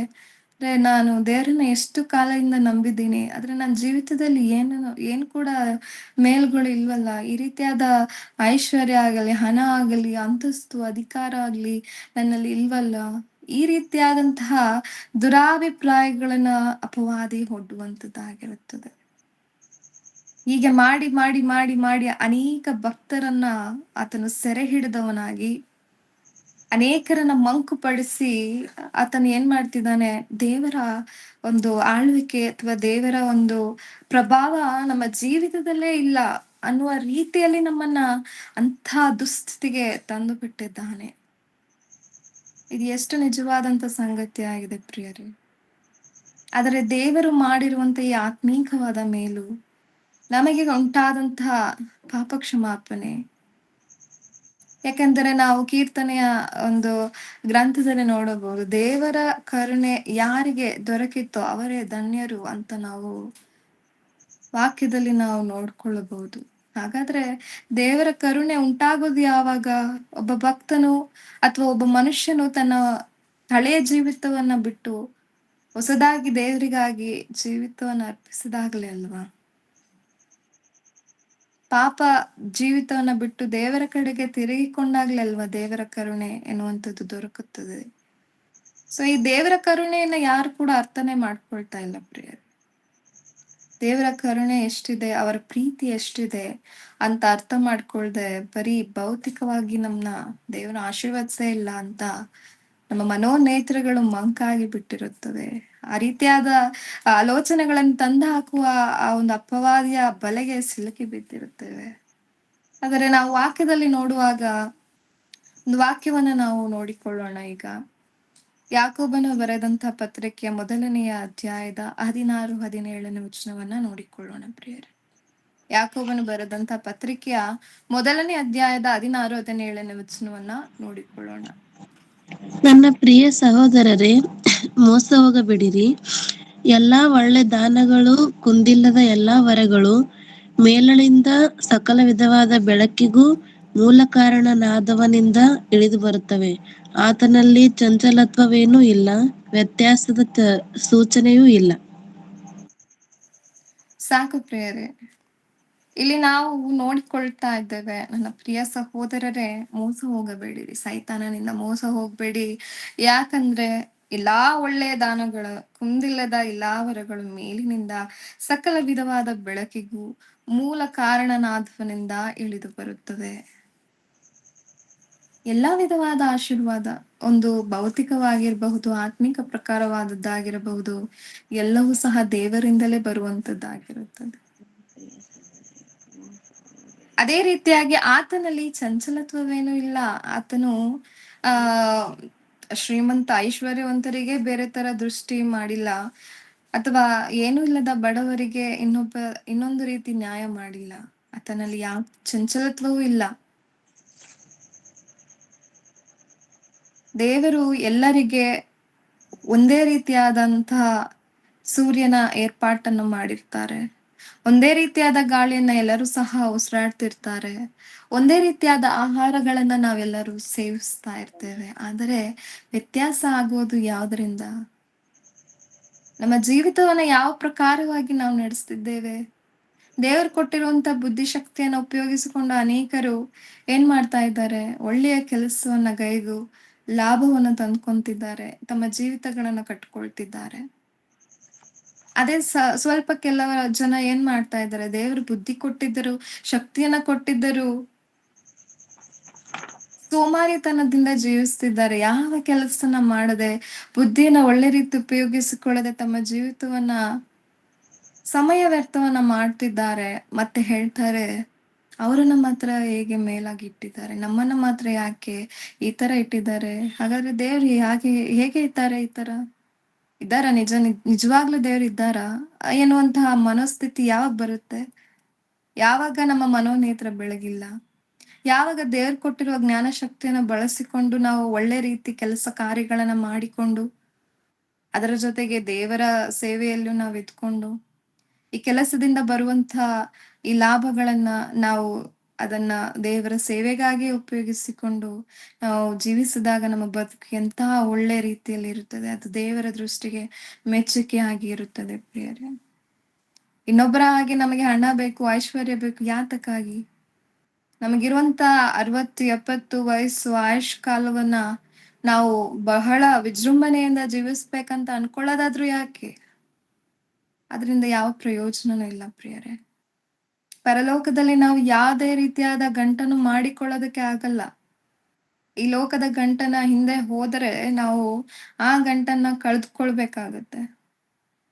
ಯಾವಾಗ ನಾವು ಸ್ಥಿರ ಮನಸ್ಸಿನಿಂದ ದೇವರ ರಾಜ್ಯಕ್ಕಾಗಿಯೂ ನೀತಿಗಾಗಿಯೂ ತವಕಪಟ್ಟವರಾಗಿ ಕ್ರಿಸ್ತನನ್ನ ಹಿಂಬಾಲಿಸಿಕೊಂಡು ಅವರು ತೋರಿಸಿದ ಮಾದರಿಯ ಜೀವಿತವನ್ನ ನಾವು ಸಹ ಮಾಡಲಿಕ್ಕೆ ಮುಂದಾಗ್ತೇವೆ, ವಾಕ್ಯವನ್ನ ಓದಿ ನಮ್ಮ ಮನೋನೇತ್ರವನ್ನ ಬೆಳಗಿಸಿಕೊಂಡವರಾಗಿ ದೇವರು ಕೊಟ್ಟ ಜ್ಞಾನ ಶಕ್ತಿಯಿಂದ ನಮ್ಮ ಜೀವಿತವನ್ನ ಒಳ್ಳೆಯ ಕ್ರಮದಲ್ಲಿ, ಒಳ್ಳೆಯ ಶಿಸ್ತಿನಿಂದ ನಾವು ಜೀವಿಸಕ್ಕೆ ಪ್ರಾರಂಭಿಸ್ತೇವೆ. ಖಂಡಿತವಾಗಿ ನಮ್ಮ ಜೀವಿತದಲ್ಲಿಯೂ ಅನೇಕ ದೇವರು ನಮ್ಮನ್ನ ಕರುಣಿಸಿ ನಮ್ಮ ಕೆಲಸಕ್ಕೆ ತಕ್ಕ ಪ್ರತಿಫಲಗಳನ್ನ ನೀಡುವವರಾಗಿಯೂ ಇರ್ತಾರೆ. ಆದ್ರೆ ನಾವು ಮಾಡೋ ಕೆಲಸದಲ್ಲಿ ನಾವು ಜಾಗ್ರತೆಯಿಂದ ಇರ್ಬೇಕು. ಯಾವ ತರ ನಾವು ಮೋಸ ಇಲ್ಲದೆ, ಕಪಟ ಇಲ್ಲದೆ, ವೇಷಧಾರಣೆ ಇಲ್ಲದೆ ಒಳ್ಳೆ ಮನಸ್ಸಿನಿಂದ ನಾವು ಕೆಲಸಗಳನ್ನ ಮಾಡ್ತೀವಿ, ಅದರಿಂದ ದೇವರು ಖಂಡಿತವಾಗಿ ನಮಗೆ ಒಳ್ಳೆ ಲಾಭವನ್ನಾಗಿರಬಹುದು, ಪ್ರತಿಫಲವನ್ನಾಗಿರಬಹುದು, ಖಂಡಿತವಾಗಿ ನಮಗೆ ಅನುಗ್ರಹಿಸ್ತಾರೆ. ಆ ರೀತಿ ಮಾಡಿದಾಗ ನಾವು ಮೊದಲು ದೇವರ ರಾಜ್ಯಕ್ಕಾಗಿ ನೀತಿಗಾಗಿ ತವಕಪಟ್ಟಾಗ ಮಿಕ್ಕಾದದ್ದೆಲ್ಲ ಏನೇನ ಇರುತ್ತದೆ, ಈ ಲೋಕದಲ್ಲಿ ನಾವು ಏನೇನೆಲ್ಲ ಅನುಭವಿಸೋದಕ್ಕೆ ಇಷ್ಟ ಆಗಿರುತ್ತದೆ, ಖಂಡಿತವಾಗಿ ದೇವರು ನಮಗೆ ತಿಳಿಯದ ರೀತಿಯಲ್ಲಿ ಅದೆಲ್ಲವನ್ನ ನಮ್ಮ ಜೀವಿತದಲ್ಲಿ ಕೂಡಿಸಿಕೊಂಡು ಬರ್ತಿರ್ತಾರೆ. ಅದೇ ರೀತಿಯಲ್ಲಿ ಪರಲೋಕದಲ್ಲಿಯೂ ಸಹ ನಮಗಾಗಿ ಒಳ್ಳೆಯ ಬಹುಮಾನಗಳನ್ನ, ಒಳ್ಳೆ ರೀತಿಯಾದ ಆಶೀರ್ವಾದದ ಕಿರೀಟವನ್ನ ನಮಗಾಗಿ ದೇವರು ಇಟ್ಟಿರುತ್ತಾರೆ. ಅದನ್ನ ನಾವು ನಮ್ಮ ಮನಸ್ಸಿನಲ್ಲಿ ಇಟ್ಕೊಂಡು ನಮ್ಮ ಜೀವಿತದ ಪ್ರತಿಯೊಂದೊಂದು ಕ್ಷಣವನ್ನ ಮಾನ್ಯವೆಂದೆನಿಸಿ ನಾವು ಜೀವಿಸಬೇಕು ಪ್ರಿಯರೇ. ಮತ್ತೊಂದು ಮೇಲನ್ನು ಕುರಿತು ನಾವು ಈ ಒಂದು ಸಮಯದಲ್ಲಿ ನೋಡಿಕೊಳ್ಳೋಣ. ದೇವರ ಉಪಕಾರ ಸ್ಮರಣೆ ಮಾಡುವುದರ ನಿಮಿತ್ತ ದೇವರ ಚಿತ್ತಕ್ಕೆ ನಾವು ಒಳಪಡಬಹುದು. ದೇವರಲ್ಲಿ ನಾವು ಉಪಕಾರ ಸ್ಮರಣೆ ಮಾಡುವುದರ ನಿಮಿತ್ತವಾಗಿ ನಾವು ದೇವರ ಚಿತ್ತಕ್ಕೆ ಒಳಪಡುವವರಾಗಿರ್ತೇವೆ. ಇಲ್ಲಿವರೆಗೆ 2 ಭಾಗವನ್ನ ಅಥವಾ 2 ಪಾಯಿಂಟ್ಸ್ ಅನ್ನ ನೋಡಿಕೊಂಡಿದ್ದೇವೆ. ಮೊದಲನೇದಾಗಿ ನಮ್ಮ ಜೀವಿತದಲ್ಲಿ ಕೃತಜ್ಞತೆಯಿಂದ ಇರೋದ್ರ ನಿಮಿತ್ತ ದೇವರಿಗೆ ಮಹಿಮೆ ಉಂಟಾಗುತ್ತದೆ. ಇನ್ನೊಂದು, ನಮ್ಮ ಮನೋನೇತ್ರಗಳು ಬೆಳಗುತ್ತವೆ. ಅದೇ ರೀತಿಯಾಗಿ ಮೂರನೆಯ ಒಂದು ವಿಷಯ ಬಂದು ನಾವು ಉಪಕಾರ ಸ್ಮರಣೆಯಿಂದ ಇರೋದಾದರೆ ದೇವರ ಚಿತ್ತಕ್ಕೆ ನಾವು ಒಳಪಡ್ತೇವೆ ಅಂತ ವಾಕ್ಯ ಪ್ರಕಾರವಾಗಿ ನೋಡಿಕೊಳ್ಳೋಣ. ಮೊದಲನೆಯ ಥೆಸಲೋನಿಕದವರಿಗೆ ಬರೆದಂತ ಪತ್ರಿಕೆಯಲ್ಲಿ 5ನೇ ಅಧ್ಯಾಯದ 18ನೇ ವಚನವನ್ನ ನೋಡಿಕೊಳ್ಳೋಣ ಪ್ರಿಯರೇ. ಎಲ್ಲದರಲ್ಲಿಯೂ ಕೃತಜ್ಞತಾಸ್ತುತಿ ಮಾಡಿರಿ, ಇದೇ ನಿಮ್ಮ ವಿಷಯವಾಗಿ ಕ್ರಿಸ್ತ ಯೇಸುವಿನಲ್ಲಿ ತೋರಿಬಂದ ದೇವರ ಚಿತ್ತ. ಸಾಕು ಪ್ರಿಯರೇ. ಇಲ್ಲಿ ನಾವು ನೋಡಬೇಕಾದ್ರೆ ದೇವ್ರು ಏನಂತ ಹೇಳ್ತಾ ಇದ್ದಾರೆ ಇಲ್ಲಿ, ಎಲ್ಲಾ ವಿಷಯಗಳಲ್ಲಿಯೂ ಎಲ್ಲದರಲ್ಲಿಯೂ ನೀವು ಕೃತಜ್ಞತಾ ಸ್ತುತಿ ಮಾಡಿರಿ, ಇದೇ ನಿಮ್ಮ ವಿಷಯವಾಗಿ ಕ್ರಿಸ್ತ ಯೇಸುವಿನಲ್ಲಿ ತೋರಿ ಬಂದ ದೇವರ ಚಿತ್ತ. ಹಾಗಾದ್ರೆ ನಾವು ಉಪಕಾರ ಸ್ತುತಿ ಮಾಡೋದ್ರಿಂದ ಅಥವಾ ಕೃತಜ್ಞತೆ ಉಳ್ಳ ಜೀವಿತವನ್ನ ಮಾಡೋದ್ರಿಂದ ದೇವರ ಚಿತ್ತಕ್ಕೆ ಒಳಪಡ್ತಿದ್ದೇವೆ. ಎಲ್ಲದರಲ್ಲಿ ಅಂತ ಹೇಳ್ತಾ ಇದ್ದಾರೆ, ಅದ್ರಲ್ಲೂ ಸ್ಪೆಸಿಫಿಕ್ ಮಾಡಿ ಹೇಳ್ತಾ ಇದ್ದಾರೆ ಏನಂತ, ಎಲ್ಲದರಲ್ಲಿಯೂ ನೀವು ದೇವರಿಗೆ ಕೃತಜ್ಞತೆ ಉಳ್ಳವರಾಗಿರಿ. ನಿಮಗೆ ಕಷ್ಟಗಳು ಉಂಟಾಗುತ್ತೆ, ನಿಮಗೆ ಹೋರಾಟಗಳು ಉಂಟಾಗುತ್ತೆ, ಅನೇಕ ನಿಂದನೆ ಅಪಮಾನಗಳು ಉಂಟಾಗುತ್ತೆ. ಆ ಎಲ್ಲಾ ಕಷ್ಟ ಹೋರಾಟಗಳನ್ನ ನೀವು ನನ್ನ ನಾಮದ ನಿಮಿತ್ತ, ಯಾಕೆಂದ್ರೆ ನಾನು ಈ ಲೋಕವನ್ನು ಆಲ್ರೆಡಿ ಜಯಿಸಿದ್ದೇನೆ, ನನ್ನನ್ನು ಹಿಂಬಾಲಿಸುವ ನೀವು ಸಹ ಅದನ್ನು ಜಯಿಸಿದ್ದಕ್ಕೆ ನಾನು ನಿಮಗೆ ಬಲವನ್ನು ಒದಗಿಸ್ತೇನೆ ಅಂತ ಯೇಸು ಪ್ರಭುವೇ ಹೇಳಿದ್ದಾರೆ. ಯಾಕಂದ್ರೆ ಅವರಿಗೂ ಸಹ ಅವರ ಜೀವಿತದಲ್ಲಿ ಇದ್ದಾಗ ಅವರ ಜೀವಿತ ಸಹ ಅಷ್ಟು ಈಸಿಯಾಗಿ ಇರ್ಲಿಲ್ಲ. ಅವರು ಸಹ ಅನೇಕ ವಿಧವಾದ ಹೋರಾಟಗಳು, ಯಾರು ಪಡೋದಕ್ಕೆ ಆಗದಿರುವಷ್ಟು ಹಿಂಸೆ ಕಷ್ಟಗಳನ್ನ ಅವರು ಸಹ ಪಟ್ಟಿ ಹೋಗಿದ್ದಾರೆ. ಅದೇ ರೀತಿಯಾಗಿ ನಮಗೆ ಒಂದು ಮಾರ್ಗದರ್ಶನವನ್ನ ತೋರಿರುವಂತ ಜೀವಿತ ಅವರದಾಗಿರುತ್ತೆ. ಅವರ ಜೀವಿತವನ್ನ ನೋಡಿದಾಗ ಕಷ್ಟದಲ್ಲಿಯೂ ಹಿಂಸೆಯಲ್ಲಿಯೂ ದೇವರೇ ನಿನ್ನ ಚಿತ್ತವೇ ನನ್ನ ಜೀವಿತದಲ್ಲಿ ನೆರವೇರಲಿ ಅಂತ ಅವರು ಹೇಳಿದ ಮಾತನ್ನ ನಾವು ನೆನೆಸ್ಕೊಳ್ಬಹುದು ಪ್ರಿಯರೇ. ಹಾಗೆ ನಾವು ಸಹ ನಮ್ಮ ಜೀವಿತದಲ್ಲಿ ಎಲ್ಲದರಲ್ಲಿ ದೇವರಿಗೆ ಕೃತಜ್ಞತೆ ಉಳ್ಳವರಾಗಿರಬೇಕು. ಯಾಕಂದ್ರೆ ನಾವು ಇಲ್ಲಿ ಬರುವಾಗಲೂ ಅಥವಾ ಹೋಗುವಾಗಲೂ ಏನು ತಗೊಂಡ್ ಬಂದಿಲ್ಲ ಅಲ್ವಾ. ನಾವೇನಾದ್ರೂ ಹುಟ್ಟುವಾಗ ನಮ್ಮ ಬಳಿಯಿಂದ ನಮ್ಮ ಜೊತೆಯಲ್ಲಿ ಏನಾದ್ರೂ ಟ್ರೆಷರ್ ಅನ್ನು ತಂದ್ಕೊಂಡಿದ್ವಾ, ಏನಾದರೂ ನಿಧಿಯನ್ನ ನಾವು ತಂದಿಟ್ಕೊಂಡಿದ್ವಾ, ಅಥವಾ ಹೋಗುವಾಗ ನಾವು ಕೂಡಿಸಿಕೊಟ್ಟ ಹಣನ ನಾವು ತೆಗೆದುಕೊಂಡು ಹೋಗಕ್ಕಾಗುತ್ತಾ? ಖಂಡಿತವಾಗಿ ಇಲ್ಲ ಪ್ರಿಯರೇ. ಸೊ ಬರುವಾಗಲೂ ನಾವು ಬರಿಗೈಯಲ್ಲೇ ಬಂದ್ರು, ಮತ್ತೆ ಹೋಗುವಾಗಲೂ ಬರಿಗೈಯಲ್ಲೇ ಹೋಗುವಾಗ್ಲೂ ನಾವು ನಮ್ಮ ಜೀವಿತದಲ್ಲಿ ಯಾಕೆ ಅಷ್ಟೊಂದು ಆ ನಿರೀಕ್ಷೆಗಳನ್ನ ಇಟ್ಕೊಳ್ತೇವೆ? ಅನೇಕ ರೀತಿಯಾದ ಭೌತಿಕ ವಿಷಯಗಳನ್ನ ಕುರಿತು ಅಷ್ಟು ಆಸೆಗಳು ನಮ್ಮಲ್ಲಿ ಯಾಕೆ ಬರಬೇಕು? ಅಥವಾ ದೇವರು ನಮ್ಮನ್ನ ಒಂದು ಸ್ಥಿತಿಯಿಂದ ಇನ್ನೊಂದು ಸ್ಥಿತಿಗೆ ಮಾರ್ಪಡಿಸಿದಾಗ ದೇವರನ್ನು ಹೆಚ್ಚಾಗಿ ನೆನೆಯೋದು, ಅದೇ ಒಂದು ಪರಿಸ್ಥಿತಿಯಲ್ಲಿ ದೇವರು ನಮ್ಮನ್ನ ಒಂದು ವಿಷಯವಾದ ಕುರಿತು ಹೇಳುವಾಗ ಆ ದುಸ್ಥಿತಿಗೆ ನಾವು ಬಂದಾಗ್ಲೂ ಸಹ ದೇವರನ್ನ ನೋಡಿ ದೂಷಿಸುವಂತದ್ದು, ಮೇಲಾದರೂ ಅಥವಾ ನಮ್ಮ ಜೀವಿತ ಕುಂದಿ ಹೋದಾಗ್ಲೂ ನಾವು ಒಂದೇ ಮನೋಭಾವದಲ್ಲಿ ಇರಲಿಕ್ಕೆ ಆಗಲ್ಲ. ಯಾಕಂದ್ರೆ ನಾವು ಮಾಂಸದಲ್ಲಿ ಇರುವಂತಹ ಜೀವಿತಗಳು. ಬಲಹೀನತೆ ಅನ್ನೋದು ಖಂಡಿತವಾಗಿ ಎಲ್ಲರಲ್ಲೂ ಬರುತ್ತದೆ. ಆದರೂ ಸಹ ನಮ್ಮ ಬಲಹೀನತೆಯಲ್ಲಿ ನನ್ನ ಬಲ ನಿಮಗೆ ಪರಿಪೂರ್ಣ ಅಂತ ಹೇಳಿರುವ ದೇವರ ಮೇಲೆ ನಮ್ಮ ನಿರೀಕ್ಷೆಯನ್ನ ಇಟ್ಕೊಂಡು ನಮಗೆ ಉಂಟಾಗುವ ಕಷ್ಟದ ಸಮಯದಲ್ಲಿ ಆಗಿರ್ಬೋದು, ಹರ್ಷದ ಸಮಯದಲ್ಲಿ ಆಗಿರಬಹುದು, ನಾವು ದೇವರಿಗೆ ಕೃತಜ್ಞತೆ ಉಳ್ಳವರಾಗಿ ಇರಬೇಕು. ಯಾಕಂದರೆ ಅದು ದೇವರ ಚಿತ್ತವಾಗಿರುತ್ತದೆ. ಸೊ ಈ ರೀತಿಯಾದ ನಾವು ನಮ್ಮ ಜೀವಿತದಲ್ಲಿ ಉಪಕಾರ ಸ್ತುತಿ ಮಾಡೋದ್ರ ನಿಮಿತ್ತ ಅಥವಾ ಕಷ್ಟ ಹೋರಾಟಗಳು ಎಲ್ಲಾ ಸಮಯದಲ್ಲಿ ನಾವು ದೇವರಿಗಾಗಿ ನಿಲ್ಲುವಾಗ ದೇವರ ಚಿತ್ತವನ್ನ ನಾವು ನೆರವೇರಿಸ್ತೇವೆ ಅಂತ ನಾವು ವಾಕ್ಯದಲ್ಲಿ ನೋಡಿಕೊಂಡಿದ್ದೇವೆ ಪ್ರಿಯರೇ.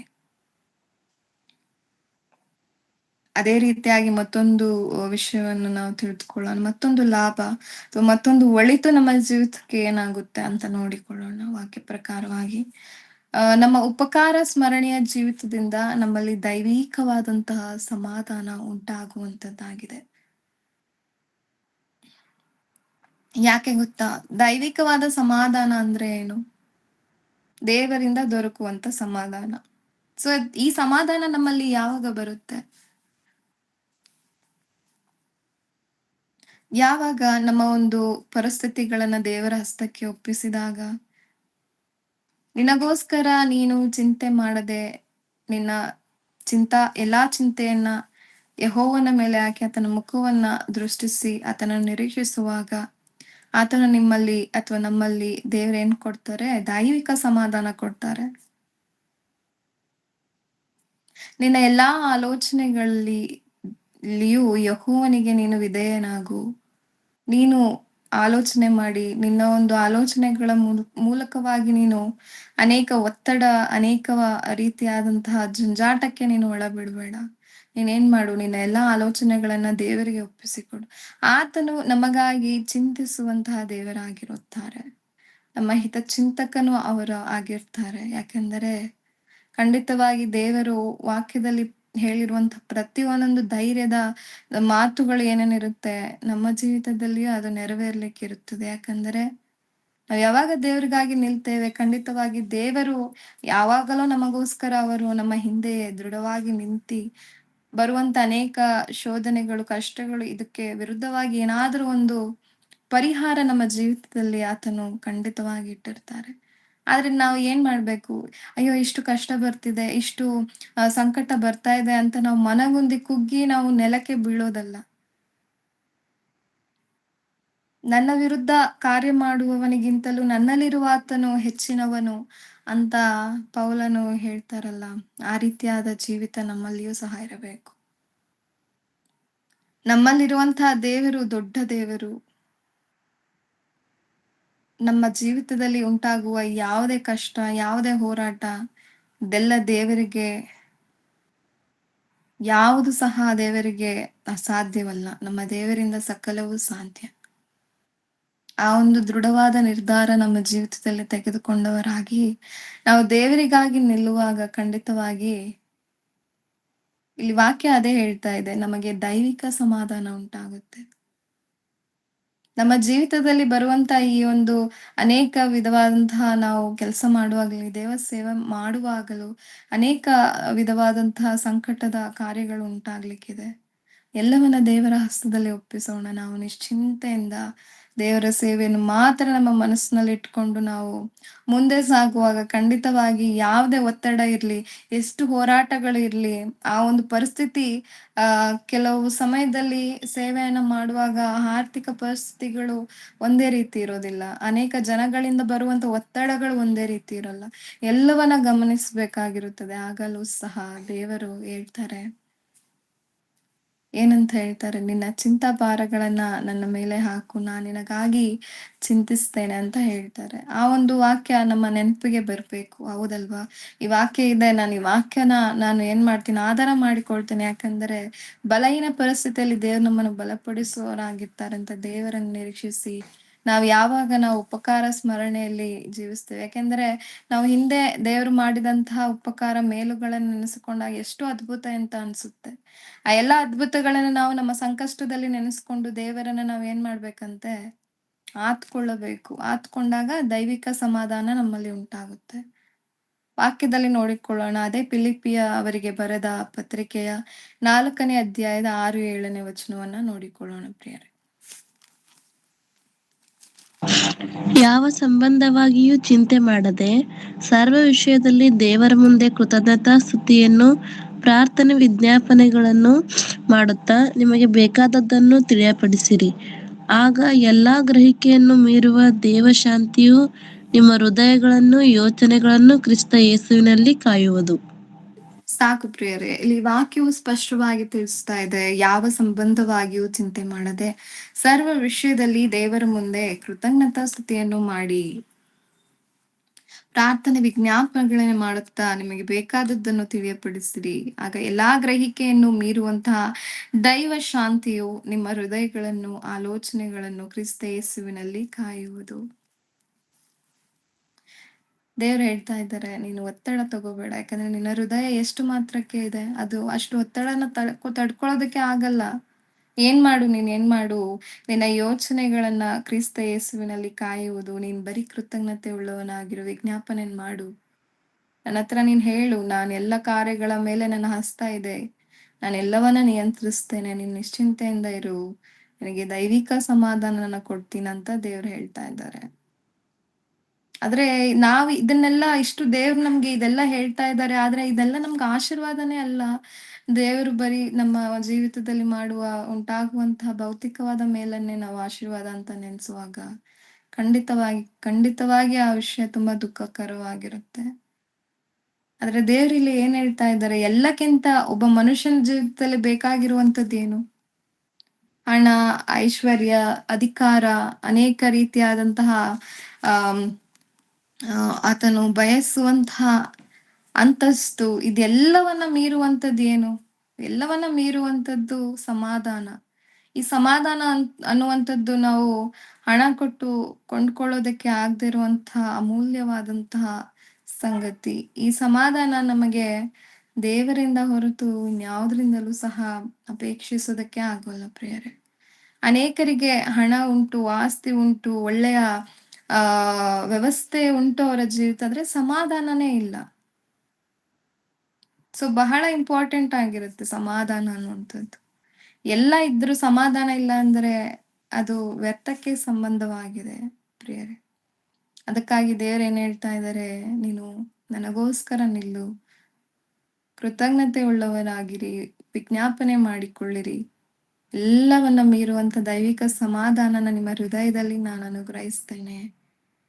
ನಿಮ್ಮ ಯೋಚನೆಗಳನ್ನ ಕ್ರಿಸ್ತ ಯೇಸುವಿನಲ್ಲಿ ಕಾಯ್ತೀನಿ ನಾನು, ಅದ್ರ ಬಗ್ಗೆ ನೀವು ಚಿಂತೆ ಮಾಡ್ಲಿಕ್ಕೆ ಹೋಗ್ಬೇಡಿ ಅಂತ ದೇವ್ರು ಹೇಳ್ತಾ ಇದ್ದಾರೆ. ಹಾಗಾದ್ರೆ ದೇವ್ರು ಎಷ್ಟು ಒಳ್ಳೆಯ ದೇವರು! ಇಂತಹ ಒಳ್ಳೆಯ ದೇವರನ್ನ ನಾವು ಯಾಕೆ ನಾವು ಉಪಕಾರ ಸ್ಮರಣೆ ಮಾಡ್ತಾ ಇಲ್ಲ, ಕೃತಜ್ಞತೆ ಉಳ್ಳವರಾಗಿ ಯಾಕೆ ಜೀವಿಸ್ತಾ ಇಲ್ಲ?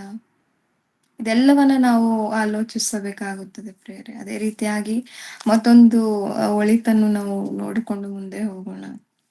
ಸೊ ದೇವರಲ್ಲಿ ನಾವು ಉಪಕಾರ ಸ್ಮರಣೆ ಮಾಡುವುದರ ನಿಮಿತ್ತವಾಗಿ ಕಳೆದ 4 ಸಂಗತಿಗಳನ್ನು ನೋಡಿಕೊಂಡಿದ್ದೇವೆ. ಇದು 5ನೆಯ ಸಂಗತಿ ಆಗಿರುತ್ತದೆ. ಸೊ ದೈವಿಕವಾಗಿ ನಾವು ಯಾವ ರೀತಿಯಾಗಿ ಕೃತಜ್ಞತೆ ಉಳ್ಳವರಾಗಿ ಜೀವಿಸ್ತೇವೆ, ಆಗ ನಾವು ದೇವರಲ್ಲಿ ನೆಲೆಗೊಳ್ಳೋದಕ್ಕೆ ಸಾಧ್ಯವಾಗುತ್ತೆ, ಅಥವಾ ದೇವರಿಗೆ ನಾವು ಸಮೀಪವಾಗ್ತೇವೆ. ಒಂದು ದೃಷ್ಟಾಂತನ ನಾವು ವಾಕ್ಯ ಪ್ರಕಾರವಾಗಿ ಓದಿಕೊಂಡು ಈ ಒಂದು ವಿಷಯವನ್ನು ಅರ್ಥ ಮಾಡಿಕೊಳ್ಳೋಣ ಪ್ರಿಯರೇ. ಅದೇ ಲೂಕನು ಬರೆದಂತಹ ಸುವಾರ್ತೆಯ 17ನೇ ಅಧ್ಯಾಯದ 17ನೇ ವಚನದಿಂದ ಓದಿಕೊಳ್ಳೋಣ. ಲೂಕನು ಬರೆದ ಸುವಾರ್ತೆ 17ನೇ ಅಧ್ಯಾಯದ 17ನೇ ವಚನ ಪ್ರಿಯರೇ. ಯೇಸು ಇದನ್ನು ನೋಡಿ, 10 ಮಂದಿ ಶುದ್ಧರಾದವರಲ್ಲವೇ? ಮಿಕ್ಕ 9 ಮಂದಿ ಎಲ್ಲಿ? ದೇವರನ್ನು ಸ್ತುತಿಸುವುದಕ್ಕೆ ಈ ಅನ್ಯ ದೇಶದವನೇ ಹೊರತು ಇನ್ನಾರು ಹಿಂತಿರುಗಿ ಬರಲಿಲ್ಲವೇ ಎಂದು ಹೇಳಿ ಅವನಿಗೆ, ಎದ್ದು ಹೋಗು, ನಿನ್ನ ನಂಬಿಕೆಯು ನಿನ್ನನ್ನು ಸ್ವಸ್ಥ ಮಾಡಿಯದೆ ಎಂದು ಹೇಳಿದನು. ಸೊ ಇಲ್ಲಿ ನಾವು ನೋಡ್ತಾ ಇದ್ದೇವೆ, ವಾಕ್ಯ ಏನು ಹೇಳ್ತಾ ಇದೆ, ದೇವರ ಮನಸ್ಸನ್ನ ತಿಳಿಸಿಕೊಡ್ತಾ ಇದೆ ವಾಕ್ಯದಲ್ಲಿ. ಏನಂತ, ದೇವರು ಒಂದು ಮೇಲನ್ನ ಒಬ್ಬರ ಜೀವಿತದಲ್ಲಿ ಮಾಡುವಾಗ ಅದರ ಹಿಂದೆ ಅವ್ರು ಎಷ್ಟು ಕೃತಜ್ಞತೆ ಉಳ್ಳವರಾಗಿದ್ದಾರೆ ಇವರು ಅಂತಾನು ಕೂಡ ಇದನ್ನ ನೋಡ್ತಾರೆ ಅಂತ ಇಲ್ಲಿ ದೇವರ ಮನಸ್ಸು ಹೀಗೆ ಇರುತ್ತೆ ಅಂತ ತಿಳಿಸ್ತಾ ಇದೆ ವಾಕ್ಯ. ಇಲ್ಲಿ ಏನಾಗ್ತಾ ಇದೆ, ಯೇಸು ಪ್ರಭು 10 ಮಂದಿ ಕುಷ್ಠರೋಗಿಯನ್ನ ಸ್ವಸ್ಥಪಡಿಸ್ತಾರೆ. ಆದರೆ ಎಲ್ಲಾರು ಹಾಗೆ ತಮ್ಮ ತಮ್ಮ ಮನೆಗಳಿಗೆ ಹೋಗ್ಬಿಡ್ತಾರೆ. ಆದ್ರೆ ಒಬ್ಬ ವ್ಯಕ್ತಿ ಮಾತ್ರ, ಆತನು ಅನ್ಯ ದೇಶಸ್ಥನು, ತನಗೆ ದೇವ್ರು ಯಾರಂತ ಗೊತ್ತಿಲ್ಲ, ತಂದೆ ಯಾರಂತ ಗೊತ್ತಿಲ್ಲ ಆತನಿಗೆ. ಆದ್ರೂ ಸಹ ಅವನ ಹೃದಯದಲ್ಲಿ ಏನಿದೆ, ಓ ನನಗೆ ಈಗ ಸ್ವಸ್ಥ ಆಗಿದೆ ಅಲ್ಲ, ನನ್ನನ್ನ ಸ್ವಸ್ಥ ಮಾಡಿದವ್ರನ್ನ ನಾನೊಂದು ಬಾರಿ ಹೋಗಿ ಅವ್ರಿಗೆ ಒಂದು ಥ್ಯಾಂಕ್ಸ್ ಹೇಳಿ ಬರೋಣ ಅಂತ ಅವನ ಮನಸ್ಸಿನಲ್ಲಿ ಬರುವಂತದ್ದಾಗಿದೆ. ಸೊ ಈ ವ್ಯಕ್ತಿಯಲ್ಲಿ ಇದ್ದಂತ ಮನಸ್ಸು ನಮ್ಮಲ್ಲಿಯೂ ಸಹ ಇರಬೇಕಾಗುತ್ತೆ ಪ್ರಿಯರೇ. ಏನ್ ಮಾಡ್ತಾನೆ, ಆತನಿಗಾಗಿರುವಂತಹ ಮೇಲು ಭೌತಿಕವಾದದ್ದೇ, ಆದರೂ ಸಹ ಅವನಲ್ಲಿ ಏನಿದೆ, ಮಿಕ್ಕ 9 ಮಂದಿಗಿಂತ ಈತನಲ್ಲಿರೋ ಮನಸ್ಸು ಎಷ್ಟು ಶ್ರೇಷ್ಠವಾಗಿದೆ, ಉಪಕಾರ ಸ್ಮರಣೆ, ಈತನಲ್ಲಿ ಇರುವಂತಹ ಒಳ್ಳೆ ಸ್ವಭಾವ ದೇವರಿಗೆ ಏನಾಗ್ತಾ ಇದೆ ಅಂತೆ, ಮೆಚ್ಚುಗೆ ಆಗಿದೆ. ದೇವರು ಮೆಚ್ಚಿದ್ದಾರೆ ಈತನನ್ನು. ಯಾಕೆ? ಈತನು ಉಪಕಾರ ಸ್ಮರಣೆ ಮಾಡಿದ್ದಾನೆ, ನನ್ಗೆ ಬಂದು ಥ್ಯಾಂಕ್ಸ್ ಹೇಳಿದ್ದಾನೆಲ್ಲ. ದೇವರಿಗೆ ಖಂಡಿತ ಸಂತೋಷ ಆಗಿರುತ್ತೆ. ಈ ಒಂದು ವ್ಯಕ್ತಿಯನ್ನ ನೋಡಿದಂಥ ಪ್ರಭುವಿಗೆ ಬಹಳ ಸಂತೋಷವಾಗಿರುತ್ತೆ. ಅದೇ ರೀತಿಯಾಗಿ ನಮ್ಮ ಜೀವಿತದಲ್ಲಿಯೂ ಸಹ ಪ್ರಿಯರೇ, ನಾವು ಯಾವಾಗ ದೇವರಲ್ಲಿ ನಾವು ಉಪಕಾರ ಸ್ತುತಿಯನ್ನ ಮಾಡಿ ಜೀವಿಸ್ತೇವೆ, ಅಥವಾ ನಮ್ಮ ಎಲ್ಲ ಕೊಟ್ಟಿರುವಂತದ್ದಾಗಿರ್ಬೋದು, ನಮ್ಮ ಎಲ್ಲಾ ಪರಿಸ್ಥಿತಿಗಳಲ್ಲಿ ನಾವು ದೇವರಲ್ಲಿ ಕೃತಜ್ಞತೆ ಉಳ್ಳವರಾಗಿ ಯಾವಾಗ ಜೀವಿಸ್ತೇವೆ, ಖಂಡಿತ ದೇವರಿಗೆ ಬಹಳ ಸಂತೋಷ ಉಂಟಾಗುತ್ತೆ. ನಾವು ದೇವರಿಗೆ ಹತ್ತಿರವಾಗಲು ಅದು ನಮಗೆ ಸಹಾಯ ಮಾಡುತ್ತೆ. ದೇವರಿಗೆ ಹತ್ತಿರ ಆಗೋದು ಯಾವಾಗ? ದೇವರು ಮೆಚ್ಚುವ ಮಕ್ಕಳಾಗಿ ನಾವು ನಡ್ಕೊಂಡಾಗ. ಹಾಗಾದ್ರೆ ಈ ವಿಷಯ, ಈ ಒಂದು ಕೃತಜ್ಞತೆಯುಳ್ಳ ಜೀವಿತ ದೇವರು ಖಂಡಿತವಾಗಿ ಮೆಚ್ತಾರ ಅಂದ್ರೆ ಖಂಡಿತವಾಗಿ ಹೌದು. ಅದರ ನಿಮಿತ್ತ ನಾವು ದೇವರಿಗೆ ಹತ್ತಿರವಾಗಿ ಜೀವಿಸಬಹುದು, ದೇವರ ಪ್ರಿಯರಾಗಿ ನಾವು ಜೀವಿಸಬಹುದು. ಯಾಕಂದ್ರೆ ಯೋಬನ ಜೀವಿತವನ್ನು ನಾವು ನೋಡಿಕೊಂಡಾಗಲೂ, ಯೋಬನನ್ನ ಕುರಿತು ದೇವರು ಹೇಳುವ ಸಾಕ್ಷಿ ನಾವು ನೋಡ್ಬೋದು. ಆತನೇನು ನಿರ್ದೋಷವಾಗಿ, ಯಥಾರ್ಥವಂತನಾಗಿ, ನೀತಿವಂತನಾಗಿ, ದೇವರ ದೃಷ್ಟಿ ಎಣಿಕೆಯಲ್ಲಿ ಮೆಚ್ಚುಗೆಯಾಗಿ ನಡ್ಕೊಂಡ್ರಲ್ವಾ.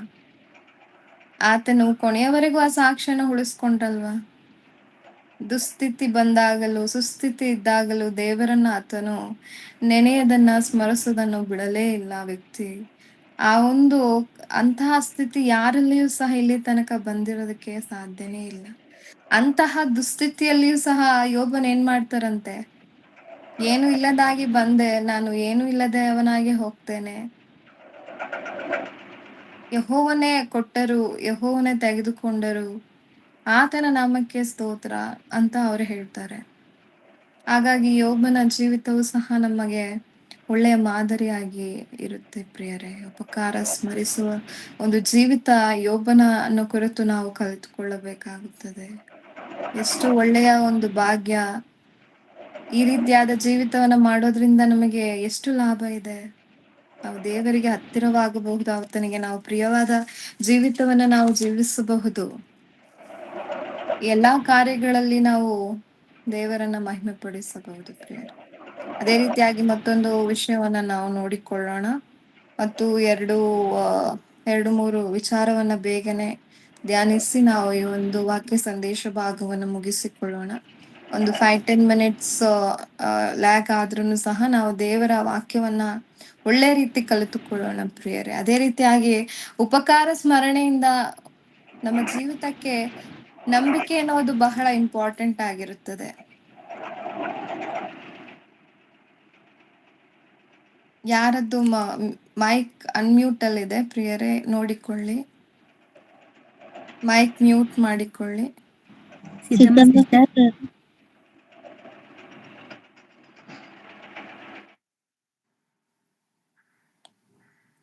ಓಕೆ ಪ್ರಿಯರೇ. ಸೊ ನಾವು ವಾಕ್ಯವನ್ನ ಶ್ರದ್ಧೆಯಿಂದ ಕೇಳುವಾಗ ಅನೇಕ ವಿಷಯನ ನಾವು ಮನಸ್ಸಿನಲ್ಲಿ ಇಟ್ಕೊಳ್ಳಬೇಕಾಗುತ್ತದೆ. ಶ್ರದ್ಧೆಯಲ್ಲಿ ನಾವು ಕುಳಿತಿರುವಾಗ ಅನೇಕ ವಿಧವಾದಂತಹ ಆಲೋಚನೆಗಳು, ಬೇರೆ ಬೇರೆ ಆಲೋಚನೆಗಳಾಗಿರಬಹುದು, ಒಳಪಡದೆ ಏಕಾಗ್ರತೆಯಿಂದ ನಾವು ವಾಕ್ಯವನ್ನ ಧ್ಯಾನಿಸುವವರಾಗಿರೋಣ. ಅದೇ ರೀತಿಯಾಗಿ ನಾವು ದೇವರಲ್ಲಿ ಉಪಕಾರ ಸ್ಮರಣೆ ಉಳ್ಳಾಗಿರೋದ್ರಿಂದ ನಮ್ಮ ನಂಬಿಕೆ ಅಭಿವೃದ್ಧಿ ಆಗುತ್ತದೆ. ಯಾವ ರೀತಿ ಅಂತ ವಾಕ್ಯ ಪ್ರಕಾರವಾಗಿ ನಾವು ನೋಡಿಕೊಳ್ಳೋಣ. ಕೆಲವೊಮ್ಮೆ ಸಂಕಷ್ಟ ಸಮಯದಲ್ಲಿ ದೇವರು ಮಾಡಿದಂತಹ ಮೇಲುಗಳನ್ನ ನಾವು ನೆನೆಸುವಾಗ ದೇವರಲ್ಲಿ ಇನ್ನೂ ಹೆಚ್ಚಾದ ನಂಬಿಕೆ ಉಂಟಾಗುತ್ತದೆ.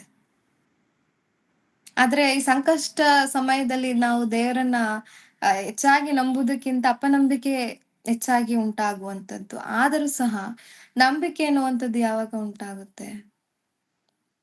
ಯಾಕಂದ್ರೆ ದೇವರು ಯಾವಾಗಲೂ ಬದಲಾಗುವಂತಹ ದೇವರಲ್ಲ. ಆತನು ತನ್ನಲ್ಲಿ ಚಂಚಲತ್ವವೇನು ಇಲ್ಲ ಅಂತ ನಾವು ವಾಕ್ಯದಲ್ಲಿ ನೋಡಿಕೊಂಡಿದ್ದೇವೆ. ಹಾಗಾದರೆ ಚಂಚಲತ್ವನೇ ಇಲ್ಲದಂತಹ ದೇವರು ನಮ್ಮ ಜೀವಿತಗಳಲ್ಲಿ ಅನೇಕ ರೀತಿಯಾದಂತಹ ನಮ್ಮ ಪರಿಸ್ಥಿತಿಗಳು ಮಾರ್ಪಟ್ಟಾಗ ನಾವು ಯಾವ ರೀತಿಯಾಗಿ ನಮ್ಮ ನಂಬಿಕೆಯಲ್ಲಿ ಚಂಚಲತೆಯನ್ನ ವ್ಯಕ್ತಪಡಿಸ್ತೇವೆ? ಯಾಕೆಂದರೆ ನಾವೆಲ್ಲರೂ ಸಹ ಮನುಷ್ಯ ಮಾತ್ರದವರೇ, ನಾವು ಬಲಹೀನರೇ. ಅದರ ನಿಮಿತ್ತ ನಮ್ಮಲ್ಲಿ ಆ ಒಂದು ಸಂಕಷ್ಟದ ನಿಮಿತ್ತ ನಮ್ಗೆ ತಡ್ಕೊಳ್ಳೋದಕ್ಕೆ ಆಗದೆ ಅಪನಂಬಿಕೆಗಳು, ದೇವದೂಷಣ ಮಾತುಗಳು ನಮ್ಮಿಂದ ಹೊರಬರುವಂತದ್ದಾಗಿರುತ್ತದೆ. ಸೊ ಅಂತಹ ಪರಿಸ್ಥಿತಿಯಲ್ಲಿ ನಾವು ಏನ್ ಮಾಡ್ಬೇಕಂತೆ, ದೇವರು ಆಗ ನಮ್ಮ ಜೀವಿತದಲ್ಲಿ ಮಾಡಿದಂತಹ ಮೇಲುಗಳು, ಹಳೆಯ ಜೀವಿತದಲ್ಲಿ ಅಥವಾ ಹಳೆಯ ಒಂದು ಸಮಯಗಳಲ್ಲಿ ಕಷ್ಟಗಳಿದ್ದಾಗ ಆಗಲೂ ಸಹ ದೇವರು ಒಳ್ಳೆ ರೀತಿಯಲ್ಲಿ ನಮ್ಮ ಜೊತೆಗಿದ್ದು ಆ ಸಂಕಷ್ಟಗಳನ್ನ ಜಯಿಸುವುದಕ್ಕೆ ಸಹಾಯ ಮಾಡಿರ್ತಾರೆ. ಸೊ ಆ ಒಂದು ಸಮಯದಲ್ಲಿ ದೇವರ ಹಸ್ತ ನಮ್ಮ ಮೇಲೆ ಎಂತಹ ಒಳ್ಳೆ ರೀತಿಯಲ್ಲಿತ್ತು. ಈಗಲೂ ಸಹ ಇದೇನು ದೇವರಿಗೆ ದೊಡ್ಡ ಕಾರ್ಯವೇ ಅಲ್ಲ. ಸೊ ನಮಗೆ ದೇವರು ನಮ್ಮ ಜೀವಿತದಲ್ಲಿ ಮಾಡಿದಂತಹ ಮೇಲುಗಳನ್ನ ನಾವು ನೆನೆಯುವುದರ ಮೂಲಕ ನಮ್ಮಲ್ಲಿ ನಂಬಿಕೆ ಹೆಚ್ಚು ಉಂಟಾಗುತ್ತದೆ. ಈಗ ಉಪಕಾರನ ನಾವು ಮರ್ತೋದಾಗ ದೇವರ ಮೇಲಿರೋ ನಿರೀಕ್ಷೆಯು, ನಂಬಿಕೆಯು ಎಲ್ಲ ವ್ಯರ್ಥವಾಗಿ ಹೋಗ್ಬಿಡುತ್ತೆ. ಆದ್ರೆ ದೇವರು ಮಾಡಿದಂತಹ ಮೇಲುಗಳು, ದೇವರು ನಮ್ಮ ಜೀವಿತದಲ್ಲಿ ನಮ್ಮ ಜೊತೆಗಿದ್ದು ಹೋರಾಟಗಳನ್ನು ಜಯಿಸುವುದಕ್ಕೆ ಅವರು ಬಲಪಡಿಸಿದ ಆ ಬಲವನ್ನ ನಾವು ನೆನೆಯುವಾಗ ನಮ್ಮ ನಂಬಿಕೆಯು ಸಹ ಅಷ್ಟೇ ಬಲವಾಗಿ, ದೃಢವಾಗಿ ನಿಲ್ಲುವಂತದ್ದಾಗಿರುತ್ತೆ. ಸೊ ಅದಕ್ಕಾಗಿಯೇ ವಾಕ್ಯ ಏನ್ ಹೇಳುತ್ತೆ, 103ನೆಯ ಕೀರ್ತನೆಯಲ್ಲಿ ಏನ್ ಹೇಳ್ತಾ ಇದೆ ವಾಕ್ಯ? ನನ್ನ ಮನವೇ ಯೆಹೋವನನ್ನು ಕೊಂಡಾಡು, ನನ್ನ ಸರ್ವೇಂದ್ರಿಯಗಳೇ ಆತನ ಪವಿತ್ರ ನಾಮವನ್ನೇ ಕೀರ್ತಿಸು. ನನ್ನ ಮನವೇ ಯೆಹೋವನನ್ನು ಕೊಂಡಾಡು, ಆತನು ಮಾಡಿದ ಸಕಲ ಉಪಕಾರಗಳಲ್ಲಿ ಒಂದನ್ನೂ ಮರೆಯದೆ ನೆನೆಸು ಅಂತ ವಾಕ್ಯ ಹೇಳ್ತಾ ಇದೆ. ಸೊ ಈ ವಾಕ್ಯ ಯಾಕೆ ಈ ರೀತಿಯಾಗಿ ದಾವೀದವ್ರು ಬರ್ದಿದ್ದಾರೆ? ಅವರು ತಮ್ಮ ಆತ್ಮಕ್ಕೆ ಅದನ್ನ ಹೇಳ್ಕೊತಾ ಇದ್ದಾರೆ. ನನ್ನ ಆತ್ಮವೇ ನೀನೇನ್ ಮಾಡು, ಯೆಹೋವನ ಉಪಕಾರವನ್ನ ಒಂದನ್ನಾದರೂ ಮರೆಯದೆ ನೆನೆಸಿಕೋ. ಅದರಿಂದ ನಂಬಿಕೆ ಅನ್ನುವಂಥದ್ದು ಹೆಚ್ಚಾಗುತ್ತೆ. ದೇವರ ಮೇಲಿನ ನಿರೀಕ್ಷೆ ಅನ್ನುವಂಥದ್ದು ಹೆಚ್ಚಾಗುತ್ತದೆ. ಅಪವಾದಿ ಅನೇಕ ಸುಳ್ಳು ತಂತ್ರಗಳನ್ನ ಮಾಡಲಿಕ್ಕೆ ಬರುವಾಗ ಆ ತಂತ್ರಗಳನ್ನ ಜಯಿಸೋದಕ್ಕೆ ಒಳ್ಳೆ ರೀತಿಯಾಗಿ ಅದು ನಮಗೆ ಸಹಾಯ ಮಾಡುತ್ತೆ. ಯಾಕೆಂದರೆ ಅದೇ ರೀತಿಯಾಗಿ ನಾವು ಇನ್ನೊಂದು ವಿಷಯವನ್ನ ಕುರಿತು ಯೋಚಿಸಿದಾಗ್ಲೂ, ಉಪಕಾರ ಸ್ಮರಣೆ ಮಾಡುವುದರಿಂದ ಅಪವಾದಿಯ ಸಂಚುಗಳನ್ನ ನಾವು ವಿಫಲ ಮಾಡಬಹುದು ಅಂತಾನೂ ಕೂಡ ಒಂದು ವಿಷಯ ನಮ್ಮಲ್ಲಿ ಬರುವಂತದ್ದಾಗಿದೆ. ಸೊ ಉಪಕಾರ ಸ್ಮರಣೆಯಿಂದ ಅಪವಾದಿಯನ್ನ ನಾವು ಜಯಿಸ್ಬೋದಾ? ಖಂಡಿತವಾಗಿ ಹೌದು. ಅದು ಹೇಗೆ? ಪ್ರಾರಂಭದ ದಿನಗಳಲ್ಲಿ ಆದಿಯಲ್ಲಿ ಯಾವ ರೀತಿಯಾಗಿ ಸರ್ಪಧಾರಿಯಾಗಿ ಸೈತಾನನು ಬಂದು, ಅಪವಾದಿ ಬಂದು ಆದಾಮ್ ಅವರನ್ನ ವಂಚಿಸ್ತಾನೆ. ಹೇಗೆ ವಂಚಿಸ್ತಾನೆ ಆತನು? ಅವರಿಗೆ ಇರುವಂತಹ ಕೊರತೆಯನ್ನ ಆತನ ಏನ್ ಮಾಡಿದಾನೆ, ಒಂದು ಬಾಣವಾಗಿ ಎತ್ತಿ ಅವರ ವಿರುದ್ಧ ಪ್ರಯೋಗಿಸಿದ್ದಾನೆ. ನೋಡಿ, ನೀವು ಏನ್ ಮಾಡಿದ್ದೀರಾ? ಎಲ್ಲವನ್ನ ದೇವರು ಕೊಟ್ಟಿದ್ದಾರಲ್ಲ, ಒಳ್ಳೆದರ ಕೆಟ್ಟದರ ಅರಿವನ್ನ ಉಂಟು ಮಾಡುವಂತದ್ದ ಹಣ್ಣನ್ನ, ಗಿಡ ಮರನ ಹಣ್ಣನ್ನ ಮಾತ್ರ ತಿನ್ಬಾರ್ದಂತ ಹೇಳಿದ್ದಾರೆ. ಹಾಗಾದ್ರೆ ಇದ್ರಲ್ಲಿ ಏನೋ ಇದೆ. ನೀವು ಹಣ್ಣನ್ನ ತಿಂದ್ರೆ ನೀವ್ ದೇವ್ರ ಹಾಗೆ ಆಗ್ಬಿಡ್ತೀರಾ. ನೀವು ದೇವರ ಹಾಗೆ ಆಗ್ಬಿಡ್ತೀರಾ. ಒಳ್ಳೇದ್ದು ಕೆಟ್ಟದ್ದೆಲ್ಲ ನಿಮ್ಗೆ ತಿಳಿದು ಬಂದ್ಬಿಡತ್ತೆ. ಆದ್ರೆ ದೇವ್ರೇನ್ ಮಾಡಿದ್ದಾರೆ? ದೇವರಿಗೆ ಇದು ಇಷ್ಟ ಇಲ್ಲ ಅಂತ ದೇವರನ್ನ ಕುರಿತು ಕೆಟ್ಟ ಒಂದು, ಈ ಮನುಷ್ಯರಲ್ಲಿ ದೇವರನ್ನ ಕುರಿತು ಏನ್ ಉಂಟಾಗ್ಬೇಕು? ಕೆಟ್ಟ ಆಲೋಚನೆ ಉಂಟಾಗ್ಬೇಕು. ಅಯ್ಯೋ, ದೇವ್ರು ಎಷ್ಟು ಒಳ್ಳೆಯವ್ರು ಅನ್ಕೊಂಡಿದ್ವಲ್ವಾ, ಈ ತರ ದೇವ್ರು ಹಿಂಗ್ ಮಾಡಿದಾರ ನಮ್ಗೆ ಅಂತ ಅನ್ಸ್ಬೇಕು ಒಳಗೆ. ಮಾನಸಿಕವಾಗಿ ಇವ್ರನ್ನ ಏನ್ ಮಾಡ್ತಿದ್ದಾನೆ? ಮರಳು ಮಾಡ್ತಾ ಇರೋದು. ಸೊ ಮರಳಿಗೆ ಏನ್ ಮಾಡ್ತಾರೆ? ಅವಳು ಬಿದ್ದೋದ್ಲು. ಅವ್ರೇನ್ ಮಾಡ್ತಾರೆ? ಆ ಹಣ್ಣನ್ನ ತಗೊಂಡು ತಿಂದ್ಬಿಡ್ತಾರೆ. ಪಾಪ ಅನ್ನುವಂಥದ್ದು ಈ ಪ್ರಪಂಚಕ್ಕೆ ಹೆಜ್ಜೆ ಇಡುವಂತದ್ದಾಗಿದೆ. ಸೊ ಈ ಸೈತಾನನಾದವನು ನಮ್ಮ ಕೊರತೆಗಳು, ಅವ್ರಿಗಿದ್ದಂತ ಕೊರತೆ ಏನು? ಈ ಹಣ್ಣು ಮಾತ್ರ ತಿನ್ಬಾರ್ದು ಅನ್ನುವಂಥದ್ದು. ಒಂದು ಬಿಟ್ರೆ ಇಡೀ ಎಲ್ಲಾ ಮರದ ಹಣ್ಣನ್ನು ನೀವು ತಿನ್ನಬಹುದು, ಯಥೇಚ್ಛವಾಗಿ ತಿನ್ನಬಹುದು ಅಂತ ಹೇಳಿರುವುದನ್ನ ಮರ್ತು ಬಿಟ್ರಲ್ಲ. ಈ ಅಪವಾದಿ ಏನ್ ಮಾಡಿದಾನೆ? ಇರುವಂತಹ ಒಂದೇ ಒಂದು ಕೊರತೆಯನ್ನ ಉಪಯೋಗಿಸಿಕೊಂಡು ಅದನ್ನೇ ದೊಡ್ಡ ಬಾಣವಾಗಿ ಅವರಿಗೆ ಬಿಟ್ಟನು. ಅದರಿಂದ ಏನಾಯ್ತು? ಇವರಿಗೆ ದೇವರ ಮೇಲೆ ಇದ್ದಂತಹ, ದೇವರು ಮಾಡಿದ ಒಳಿತು ಮರ್ತೋಯ್ತು, ದೇವರು ಮಾಡಿದ ಉಪಕಾರ ಮರ್ತೋಯ್ತು, ದೇವರು ಅವರ ಸಂಗಡ ಇದ್ದಂತಹ ಅವರ ಸಾನ್ನಿಧ್ಯನ ಮರ್ತು ಹೋದ್ರು. ಆದ್ರೆ ಕೊನೆಗೆ ಏನಾಯ್ತು? ದೇವರ ವಿರುದ್ಧವಾಗಿ ಪಾಪವನ್ನು ಮಾಡೇ ಬಿಟ್ರು. ಸೊ ಈ ಒಂದು ಜೀವಿತ ನಮ್ಮಲ್ಲಿ ಉಂಟಾಗಬಾರ್ದು. ಯಾಕೆಂದ್ರೆ ದೇವರು ವಾಕ್ಯದಲ್ಲಿ ನಮ್ಮನ್ನ ಎಚ್ಚರಿಸ್ತಿದ್ದಾರೆ. ಯಾಕೆ ವಾಕ್ಯದಲ್ಲಿ ಅನೇಕ ಸಂಗತಿಗಳನ್ನ ಬರ್ಸಿದ್ದಾರೆ ಅಂದ್ರೆ, ನಮ್ಮ ಜೀವಿತದಲ್ಲಿಯೂ ಈ ಎಲ್ಲ ಅನೇಕ ಕಾರ್ಯಗಳು ಸಂಭವಿಸುತ್ತದೆ. ಆ ಸಂಭವಿಸುವ ಕಾರ್ಯಗಳಲ್ಲಿ ನೀನು ವಾಕ್ಯನ ಓದ್ಬೇಕು. ವಾಕ್ಯದಿಂದ ಬಲ ಹೊಂದಬೇಕು. ಯಾಕಂದ್ರೆ ಬರೆಸಿರುವ ಮಾತುಗಳು ಇದ್ಯಾವುದು ವ್ಯರ್ಥಕ್ಕಾಗಿ ಅಲ್ಲ. ದೇವರ ಮನಸ್ಸನ್ನ ತಿಳಿದುಕೋಬೇಕು. ದೇವರು ಯಾಕೆ ಈ ರೀತಿಯಾದಂತಹ ವಿಷಯಗಳನ್ನ ವಾಕ್ಯದಲ್ಲಿ ಬರ್ಸಿದ್ದಾರೆ? ಯಾಕಂದ್ರೆ ನಮ್ಮ ಜೀವಿತಕ್ಕೆ ಅದು ಎಷ್ಟೋ ಉಪಯೋಗವಾಗಿ ಇರುತ್ತದೆ. ನಮ್ಮ ಬಲಹೀನತೆಯಲ್ಲಿ ಎಷ್ಟೋ ನಮ್ಮ ಒಂದು ಜೀವಿತವನ್ನ ಬಲಪಡಿಸುವಂತದ್ದಾಗಿದೆ. ದೇವರು ನಮ್ಮನ್ನು ಬಲಪಡಿಸ್ತಾರೆ ಅಂತ ನಾವು ದಿನನಿತ್ಯ ಉಪವಾಸ ಮಾಡಿ, ದಿನನಿತ್ಯ ನಾವು ಅಲ್ಲಿ ಇಲ್ಲಿ ಹೋಗಿ ಸಭೆಗಳಿಗೆ ಅಲೆದಾಡಿ ಜೀವಿಸೋದು ಅಲ್ಲ. ಆದರೆ ದೇವರ ಸನ್ನಿಧಿಯಲ್ಲಿ ಬಂದು ದೇವರಲ್ಲಿ ನಾವು ವಿಜ್ಞಾಪನೆ ಮಾಡಬೇಕು.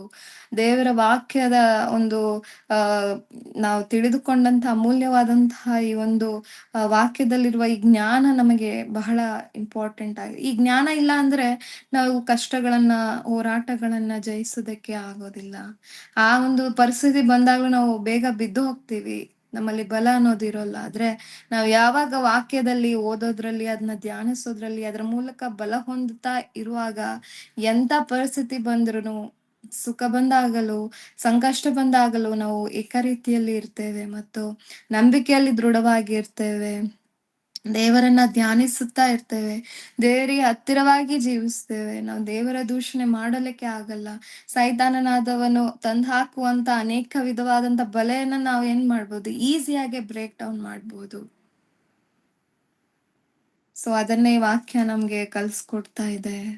ಅದೇ ರೀತಿಯಾಗಿ ನಮ್ಮಲ್ಲಿ ಉಪಕಾರ ಸ್ಮರಣೆ ಮಾಡೋದ್ರಿಂದ ಮತ್ತೊಂದು ನಮ್ಮ ಜೀವಿತದಲ್ಲಿ ಅನೇಕರು, ನಾವು ಮಾನವರಾಗಿದ್ರು, ನಮ್ಮಲ್ಲಿ ಅನೇಕ ದುಷ್ಟ ಅಭಿಪ್ರಾಯಗಳು ಕೆಲವೊಮ್ಮೆ ಬರುವಂತದ್ದಾಗಿದೆ. ಮತ್ತೊಬ್ಬರ ಹಣ, ಐಶ್ವರ್ಯ, ಅವರಿಗಿದ್ದಂತಹ ಒಂದು ಒಳ್ಳೆಯದನ್ನ ಕುರಿತು ನಾವು ಹೊಟ್ಟೆ ಕಿಚ್ಚು, ಅಸೂಯೆ ಪಡುವಂತದ್ದಾಗಿರುತ್ತೆ. ಹೊಟ್ಟೆ ಕಿಚ್ಚು, ಅಸೂಯೆ ಯಾವಾಗ ಬರುತ್ತೆ? ಯಾವಾಗ ನಮ್ಮ ಜೀವಿತನ ಇನ್ನೊಬ್ಬರ ಜೀವಿತಕ್ಕೆ ಕಂಪೇರ್ ಮಾಡ್ತೀವಿ ಅವಾಗ. ಸೊ ಈ ಕಂಪೇರ್ ಮಾಡುವಾಗ ಏನಾಗುತ್ತೆ, ನಮ್ಮ ಜೀವಿತದಲ್ಲಿ ಆ ದೇವ್ರು ಅವರಿಗೆ ಹೇಗೆ ಇಟ್ಟಿದ್ದಾರೆ, ನಮಗೆ ಹೇಗೆ ಇಟ್ಟಿದ್ದಾರೆ ಅಂತ ನಾವು ಮಾನಸಿಕವಾಗಿ ಕುಗ್ತಾ ಹೋಗ್ತೀವಿ. ನಮ್ಮಲ್ಲಿ ಬಲಹೀನತೆಗಳು ಹೆಚ್ಚು ಬರ್ತಾ ಹೋಗುತ್ತೆ. ಶತ್ರುವಾದವನು ತಂದು ಹಾಕುವಂತ ಅನೇಕ ಆತನ ಒಡ್ಡುವಂತ ಬಲಹೀನತೆಯ ವಿಷಯಗಳಲ್ಲಿ ಬಿದ್ದು ಬಿದ್ದು ಹೋಗಿ ದೇವರಿಂದ ನಾವು ದೂರನೇ ಆಗ್ಬಿಡ್ತೇವೆ. ಯಾಕೆಂದ್ರೆ ಯಾವಾಗ ನಮ್ಮ ಹೃದಯದಲ್ಲಿ ಹೊಟ್ಟೆ ಕಿಚ್ಚು, ಅಸೂಹೆ ಅನ್ನುವಂಥದ್ದು ಹುಟ್ಟಿಕೊಳ್ಳುತ್ತೆ, ಖಂಡಿತವಾಗಿ ಆ ಹೃದಯದಲ್ಲಿ ದೇವರು ವಾಸಿಸೋಲ್ಲ. ಸೈತಾನ್ಗೆ ಅದೇ ಬೇಕಾಗಿರೋದು ಕೂಡ. ಅಪವಾದಿಗೆ ದೇವರಿಂದ ನಮ್ಮನ್ನ ದೂರ ಮಾಡ್ಬೇಕಂತಾನೆ ಆತನ ಸಂಚಿರುವಾಗ, ನಾವು ಯಾವಾಗ ನಮ್ಮ ಹೃದಯದಲ್ಲಿ ಈ ಅಸೂಯೆ, ಹೊಟ್ಟೆ ಕಿಚ್ಚು, ಇನ್ನೊಬ್ಬರನ್ನ ನೋಡಿ ಉರಿಗೊಳ್ಳುವಂಥದ್ದು ನಮ್ಮಲ್ಲಿ ಉಂಟಾಗುತ್ತೆ, ಸಿಕ್ಕಿರೋದು ಒಂದ್ ಚಾನ್ಸ್ ಆತನು ಆ ಬಲೆನ ಒಡ್ಡಿ ನಮ್ಮನ್ನ ಬೀಳ್ಸಿ ಕೆಡವಿ ಬಿಡುತ್ತಾನೆ. ಅದಕ್ಕೆ ನಾವು ಎಚ್ಚರಿಕೆಯಿಂದ ಇರ್ಬೇಕು. ನಮ್ಮ ಹೃದಯದಲ್ಲಿ ಯಾವ ಒಂದು ಸಣ್ಣ ಈ ಕುಂಚಿತವಾದ ಆಲೋಚನೆಗೆ ನಾವು ಒಳಪಡದೆ, ದೇವರು ಅವ್ರನ್ನ ಒಳ್ಳೆ ತರ ಇಟ್ಟಿದಾರ, ದೇವ್ರ ನಾಮಕ್ಕೆ ಸ್ತೋತ್ರ ಆಗ್ಲಿಯಪ್ಪ ಅಂತ ನಮ್ಮ ಮನ್ಸಲ್ಲಿ ನೆನ್ಸ್ಕೊಂಡು ನಾವೇನ್ ಮಾಡ್ಬೇಕಂತೆ, ಅದ್ರಲ್ಲಿಯೂ ಸಹ ದೇವರಿಗೆ ನಾವು ಉಪಕಾರ ಸ್ಮರಿಸ್ಬೇಕು. ಒಳ್ಳೆ ತರ ದೇವ್ರವ್ರನ್ನ ಇಟ್ಟಿದ್ದಾರೆ, ದೇವ್ರು ನನ್ನನ್ನು ಸಹ ಒಳ್ಳೆ ತರ ಇಟ್ಟಿದ್ದಾರೆ. ಯಾಕೆಂದ್ರೆ ನಮಗೆ ಯೋಗ್ಯತೆನೇ ಇಲ್ಲದೆ ಇರುವ ನಮಗೆ ದೇವ್ರು ಏನ್ ಮಾಡಿದ್ದಾರೆ, ರಕ್ಷಣೆ ಎಂಬ ಉನ್ನತವಾದಂತಹ ಮಹಾಪದವಿ, ದೇವರ ಮಕ್ಕಳು ಅನ್ನುವಂತಹ ಒಳ್ಳೆಯ ಪದವಿನ ದೇವರು ಕೊಟ್ಟಿದ್ದಾರೆ. ದೇವರಿಗೆ ಮೀಸಲಾದ ಜನಾಂಗ ಹಾಗೆ ದೇವರು ನಮ್ಮನ್ನ ಇಟ್ಟಿದ್ದಾರೆ. ರಾಜವಂಶಸ್ಥರಾದಂತಹ ಯಾಜಕರಂತ ದೇವರು ಕರೆದಿದ್ದಾರೆ. ಇಷ್ಟೆಲ್ಲಾ ಪದವಿಯನ್ನ ಇಟ್ಕೊಂಡು, ಅಂದ್ರೆ ಅರ್ಹತೆ ಇಲ್ಲದ ನಮಗೆ ದೇವರು ಇಷ್ಟೊಂದು ಯೋಗ್ಯತೆಯನ್ನ ಕೊಟ್ಟಿದಾಗ್ಲೂ ನಾವು ಮತ್ತೊಬ್ಬರ ಕಾರ್ಯಗಳನ್ನ ನೆನೆಸಿ ನಾವು ಹೊಟ್ಟೆ ಕಿಚ್ಚು ಉರಿಗೊಳ್ಳೋದಾದ್ರೆ ಖಂಡಿತವಾಗಿ ದೇವರಿಗೆ ನೋವನ್ನು ಉಂಟು ಮಾಡುವಂತ ಪರಿಸ್ಥಿತಿಗಳು ಪ್ರಿಯರೇ. ಸೊ ಅದ್ಯಾವ್ದು ಸಹ ನಾವು ಮಾಡದೆ ನಮ್ಮ ಹೃದಯದಲ್ಲಿ ಅವರು ಮತ್ತೊಬ್ಬರಿಗೆ ಇರುವ ಮೇಲನ್ನ ಕುರಿತು ದೇವರಲ್ಲಿ ನಾವು ಕೃತಜ್ಞತೆ ಉಳ್ಳವರಾಗಿರ್ಬೇಕು. ಹಾಗೆ ನಮಗೆ ಇರುವಂತಹ ಮೇಲನ್ನು ಸಹ ನಾವು ಸಂತೃಪ್ತಿಯಲ್ಲಿ ಇರ್ಬೇಕು. ಅತ್ಯಾಸೆ ಪಟ್ಟಾಗಲೇ ಏನಾಗುತ್ತೆ, ನಮ್ಮಲ್ಲಿ ಅನೇಕ ವಿಧವಾದಂತ ದುರಾಶೆಗಳು ಉಂಟಾಗುವಂಥದ್ದು. ಈ ಅತ್ಯಾಶೆ ಇಲ್ಲದೆ ನಮ್ಮ ಜೀವಿತದಲ್ಲಿ ದೇವರು ಕೊಟ್ಟಂತಹದ್ದೇ ಸಾಕು ಅಂತ ನಾವು ಯಾವಾಗ ಸಂತೃಪ್ತಿಯ ಜೀವಿತವನ್ನ ಮಾಡ್ತೇವೆ, ಖಂಡಿತವಾಗಿ ನಮ್ಮ ಜೀವಿತದಲ್ಲಿಯೂ ಸಹ ಕೃತಜ್ಞತೆಯ ಜೀವಿತ, ಉಪಕಾರ ನೆನೆಯುವಂತ, ಸ್ಮರಿಸುವಂತಹ ಜೀವಿತವಾಗಿ ನಮ್ಮ ಜೀವಿತಗಳು ಮಾರ್ಪಡುವಂತದ್ದಾಗಿದೆ. ಸೊ ಈ ಹೊಟ್ಟೆ ಕಿಚ್ಚು ಪಡೋದ್ರಿಂದ ಏನಾಗುತ್ತೆ, ನಮ್ಮ ಜೀವಿತ, ನಮ್ಮ ಶರೀರದ ಮೇಲೆ ಒತ್ತಡ ಬೀಳುವಂತದ್ದು, ಅನೇಕ ರೀತಿಯಾದಂತಹ ಜಂಜಾಟಗಳು, ಚಂಚಲತ್ವಗಳು ಉಂಟಾಗುತ್ತೆ. ಇದೆಲ್ಲವನ್ನ ಬದಿಗಿಟ್ಟು ನಾವೇನ್ ಮಾಡ್ಬೇಕು, ದೇವರಲ್ಲಿ ಒಳ್ಳೆಯ ಮನಸ್ಸಿನಿಂದ, ಸಂಪೂರ್ಣ ಹೃದಯದಿಂದ ಕೃತಜ್ಞತೆ ಉಳ್ಳವರಾಗಿ ನಾವು ಜೀವಿಸುವಾಗ ಅದು ನಮ್ಮನ್ನ ಸಾಕ್ಷಿಯ ಜೀವಿತವಾಗಿ ಮಾರ್ಪಡಿಸುತ್ತದೆ. ನಾವು ಇನ್ನೊಬ್ಬರಲ್ಲಿ ಹೋಗಿ ದೇವರ ಒಳ್ಳೆಯ ಉಪಕಾರಗಳನ್ನ ತಿಳಿಸಿ ಅವರಿಗೆ ಸತ್ಯವಾದಂತ ಸುವಾರ್ತೆಯನ್ನು ಸಹ ನಾವು ಹೇಳುವಂತವರಾಗಿರ್ತೇವೆ. ಅನೇಕರು ಭೌತಿಕವಾದ ನಿರೀಕ್ಷೆ ಇಟ್ಕೊಂಡು ಯಾರು ಸಹ ದೇವರನ್ನು ಹುಡುಕೋದಕ್ಕೆ ಬರಲ್ಲ ಅವಾಗ. ಹೌದು, ನಾನು ದೇವರನ್ನ ನಂಬ್ಕೊಂಡ್ರೆ ನನ್ನ ಪಾಪ ಪರಿಹಾರ ಮಾಡ್ಕೊಂಡು ನಾನು ಹೊಸ ಜೀವಿತನ ನಾನು ಜೀವಿಸಬಹುದು, ನಾನು ಪರಲೋಕವನ್ನ ಪಡ್ಕೋಬಹುದು, ಈ ನಿತ್ಯ ನರಕದಿಂದ ನಾನು ತಪ್ಪಿಸಿಕೊಳ್ಳಬಹುದು, ಇದಕ್ಕಾಗಿ ನಾನು ದೇವರ ಬಳಿ ಬರ್ತೀನಿ ಅಂತ ಮನೋಭಾವ ಎಲ್ಲರಲ್ಲಿ ಉಂಟಾಗುತ್ತೆ. ಆಗ ಖಂಡಿತವಾಗಿ ದೇವರ ನಾಮ ಹೆಚ್ಚಾದ ರೀತಿ ಮಹಿಮೆ ಹೊಂದುವಂತದ್ದಾಗಿರುತ್ತದೆ. ಸೊ ನಾವೆಲ್ಲರೂ ಸಹ ನಮ್ಮ ಹೃದಯಗಳಲ್ಲಿ ದೇವರಲ್ಲಿ ಕೃತಜ್ಞತೆ ಉಳ್ಳವರಾಗಿ ಜೀವಿಸೋಣ. ಇರುವುದರಲ್ಲಿ ನಾವು ಜೀವಿಸೋಣ. ದೇವರಿಗೆ ಮಹಿಮೆ ಉಂಟಾಗುತ್ತದೆ. ದೇವರಿಗೆ ನಾವು ಹತ್ತಿರವಾಗ್ತೇವೆ. ಸೈತಾನನ ನಾವು ಎದುರಿಸಲಿಕ್ಕೆ ಆಗುತ್ತೆ. ನಂಬಿಕೆ ಅನ್ನುವಂಥದ್ದು ಬಲವಾಗಿ ನಮ್ಮಲ್ಲಿ ಬರುತ್ತೆ. ಮನೋನೇತ್ರಗಳು ಬೆಳಗುತ್ತದೆ. ಮತ್ತು ಈ ಹೊಟ್ಟೆ ಕಿಚ್ಚು, ಹಸುವೆಗಳು, ದುರಾಶೆಗಳು ನಮ್ಮಲ್ಲಿ ಬರ್ಲಿಕ್ಕಾಗೋದಿಲ್ಲ. ಸೊ ಈ ವಾಕ್ಯಗಳ ಮೂಲಕ ದೇವರು ನನ್ನನ್ನು ನಿಮ್ಮನ್ನು ಆಶೀರ್ವದಿಸಲಿ. ಪ್ರಾರ್ಥಿಸಿಕೊಳ್ಳೋಣ ಪ್ರಿಯರೇ. ಪರಿಶುದ್ಧನು, ಮಹೋನ್ನತನು, ಮಹಾಪರಿಶುದ್ಧನು ಆಗಿರುವಂತಹ ಪರಲೋಕದಲ್ಲಿರುವ ತಂದೆಯಾದ ದೇವರೇ, ಅತಿ ಅಮೂಲ್ಯವಾದಂತಹ ನಿನ್ನ ಮಾತುಗಳನ್ನು ತಿಳಿದುಕೊಳ್ಳುವಂತೆ ನೀವು ಮಕ್ಕಳಿಗೆ ಕೊಟ್ಟಂತಹ ಸೌಭಾಗ್ಯಕ್ಕಾಗಿ ವಂದನೆಗಳು ತಂದೆ. ಇದನ್ನ ಹೇಳಿರುವಂತಹ ನಾನು, ಕೇಳಿರುವಂತಹ ನೀವು ಮಕ್ಕಳು, ನಾವು ತಗ್ಗಿಸಿಕೊಳ್ತಾ ಇದ್ದೇವೆ. ನಿಮ್ಮಲ್ಲಿ ನಾವು ಉಪಕಾರ ಸ್ತುತಿ ಮಾಡುವವರಾಗಿ ನಮ್ಮ ಜೀವಿತದ ಆದ್ಯಂತ ಒಂದೊಂದು ಕ್ಷಣವೂ ನೀವು ಮಾಡಿದ ಮೇಲನ್ನು ನಾವು ನೆನೆಸಿಕೊಂಡು ಜೀವಿಸ್ತೇವೆ ತಂದೆ. ಕಷ್ಟದಲ್ಲಿಯೂ ಸುಖದಲ್ಲಿಯೂ ನಾವು ಏಕಾರೀತಿಯಲ್ಲಿ ನಿಂತು ನಂಬಿಕೆಯಲ್ಲಿ ಕುಗ್ಗಿ ಹೋಗದೆ ಇನ್ನೂ ದೃಢವಾದ ನಂಬಿಕೆಯಲ್ಲಿ ನಾವು ನಿಲ್ತೇವೆ ತಂದೆ ಎಂದು ನಿಮ್ಮಲ್ಲಿ ಸಕಲ ವಿಷಯಗಳನ್ನು ನಿಮ್ಮ ಹಸ್ತಕ್ಕೆ ಸಮರ್ಪಿಸ್ತಿದ್ದೇನೆ. ಅದೇ ರೀತಿಯಾಗಿ ವಾಕ್ಯವನ್ನ ಕೇಳಿದಂತ ಪ್ರತಿಯೊಬ್ಬಪ್ಪ ನಿಮ್ಮ ಮಕ್ಕಳು ಅದರಲ್ಲಿ ಜೀವಿಸುವುದಕ್ಕೆ ನಿಮ್ಮ ಮಾತುಗಳನ್ನು ಅಂಗೀಕರಿಸಿ ನಾವು ಫಲಿಸುವುದಕ್ಕೆ ಬೇಕಾದಂತಹ ಕೃಪೆಯನ್ನ, ಸಹಾಯವನ್ನ ಮಾಡಿ. ಅಪವಾದಿ ಈ ಮಾತುಗಳು, ನಿನ್ನ ವಾಕ್ಯಗಳು ನಮ್ಮ ನೆನಪಿಗೆ ಬಾರದೆ ನಮ್ಮ ಹೋರಾಟಗಳು ನಮ್ಮನ್ನ ಕುಂದಿಸುವ ರೀತಿಯಲ್ಲಿ ವಾಕ್ಯಗಳನ್ನ ನಮ್ಮ ಹೃದಯದಿಂದ ತೆಗೆದು ಹಾಕುವಾಗಲೂ ನೀವೇ ನಮ್ಮ ಒಂದು ಜೊತೆಗೆ ಇದ್ದು ನಾವು ವಾಕ್ಯಗಳನ್ನು ಧ್ಯಾನಿಸುತ್ತಾ ಅದರಿಂದ ಬಲವನ್ನ ಹೊಂದಿಕೊಳ್ಳುತ್ತಾ ನಾವು ಜೀವಿಸುವಂತೆ ಎಚ್ಚರಿಕೆಯಾಗಿ ನಮ್ಮ ಜೀವಿತವನ್ನು ನಡೆಸುವುದಕ್ಕೆ ಸಹಾಯ ಮಾಡಿ. ಎಲ್ಲವನ್ನೇ ಯೇಸು ಪರಿಶುದ್ಧ ನಾಮದಲ್ಲಿ ಪ್ರಾರ್ಥಿಸಿ ಹೊಂದಿಕೊಳ್ಳುತ್ತೇನೆ ತಂದೆಯೇ. ನಮ್ಮ ತಂದೆಯಾದ ದೇವರ ಪ್ರೀತಿಯು, ಯೇಸು ಕ್ರಿಸ್ತರ ಕೃಪೆಯು, ಪವಿತ್ರಾತ್ಮನ ಅನ್ಯೋನ್ಯತೆ, ಐಕ್ಯತೆ ನಮ್ಮೆಲ್ಲರ ಸಂಗಡ ಕ್ರಿಸ್ತನ ಬರುವಿಕೆ ತನಕ ಉಂಟಾಗಿರಲಿ. ಆಮೇಲೆ ಎಲ್ಲರಿಗೆ ವಂದನೆಗಳು ಪ್ರಿಯರೇ.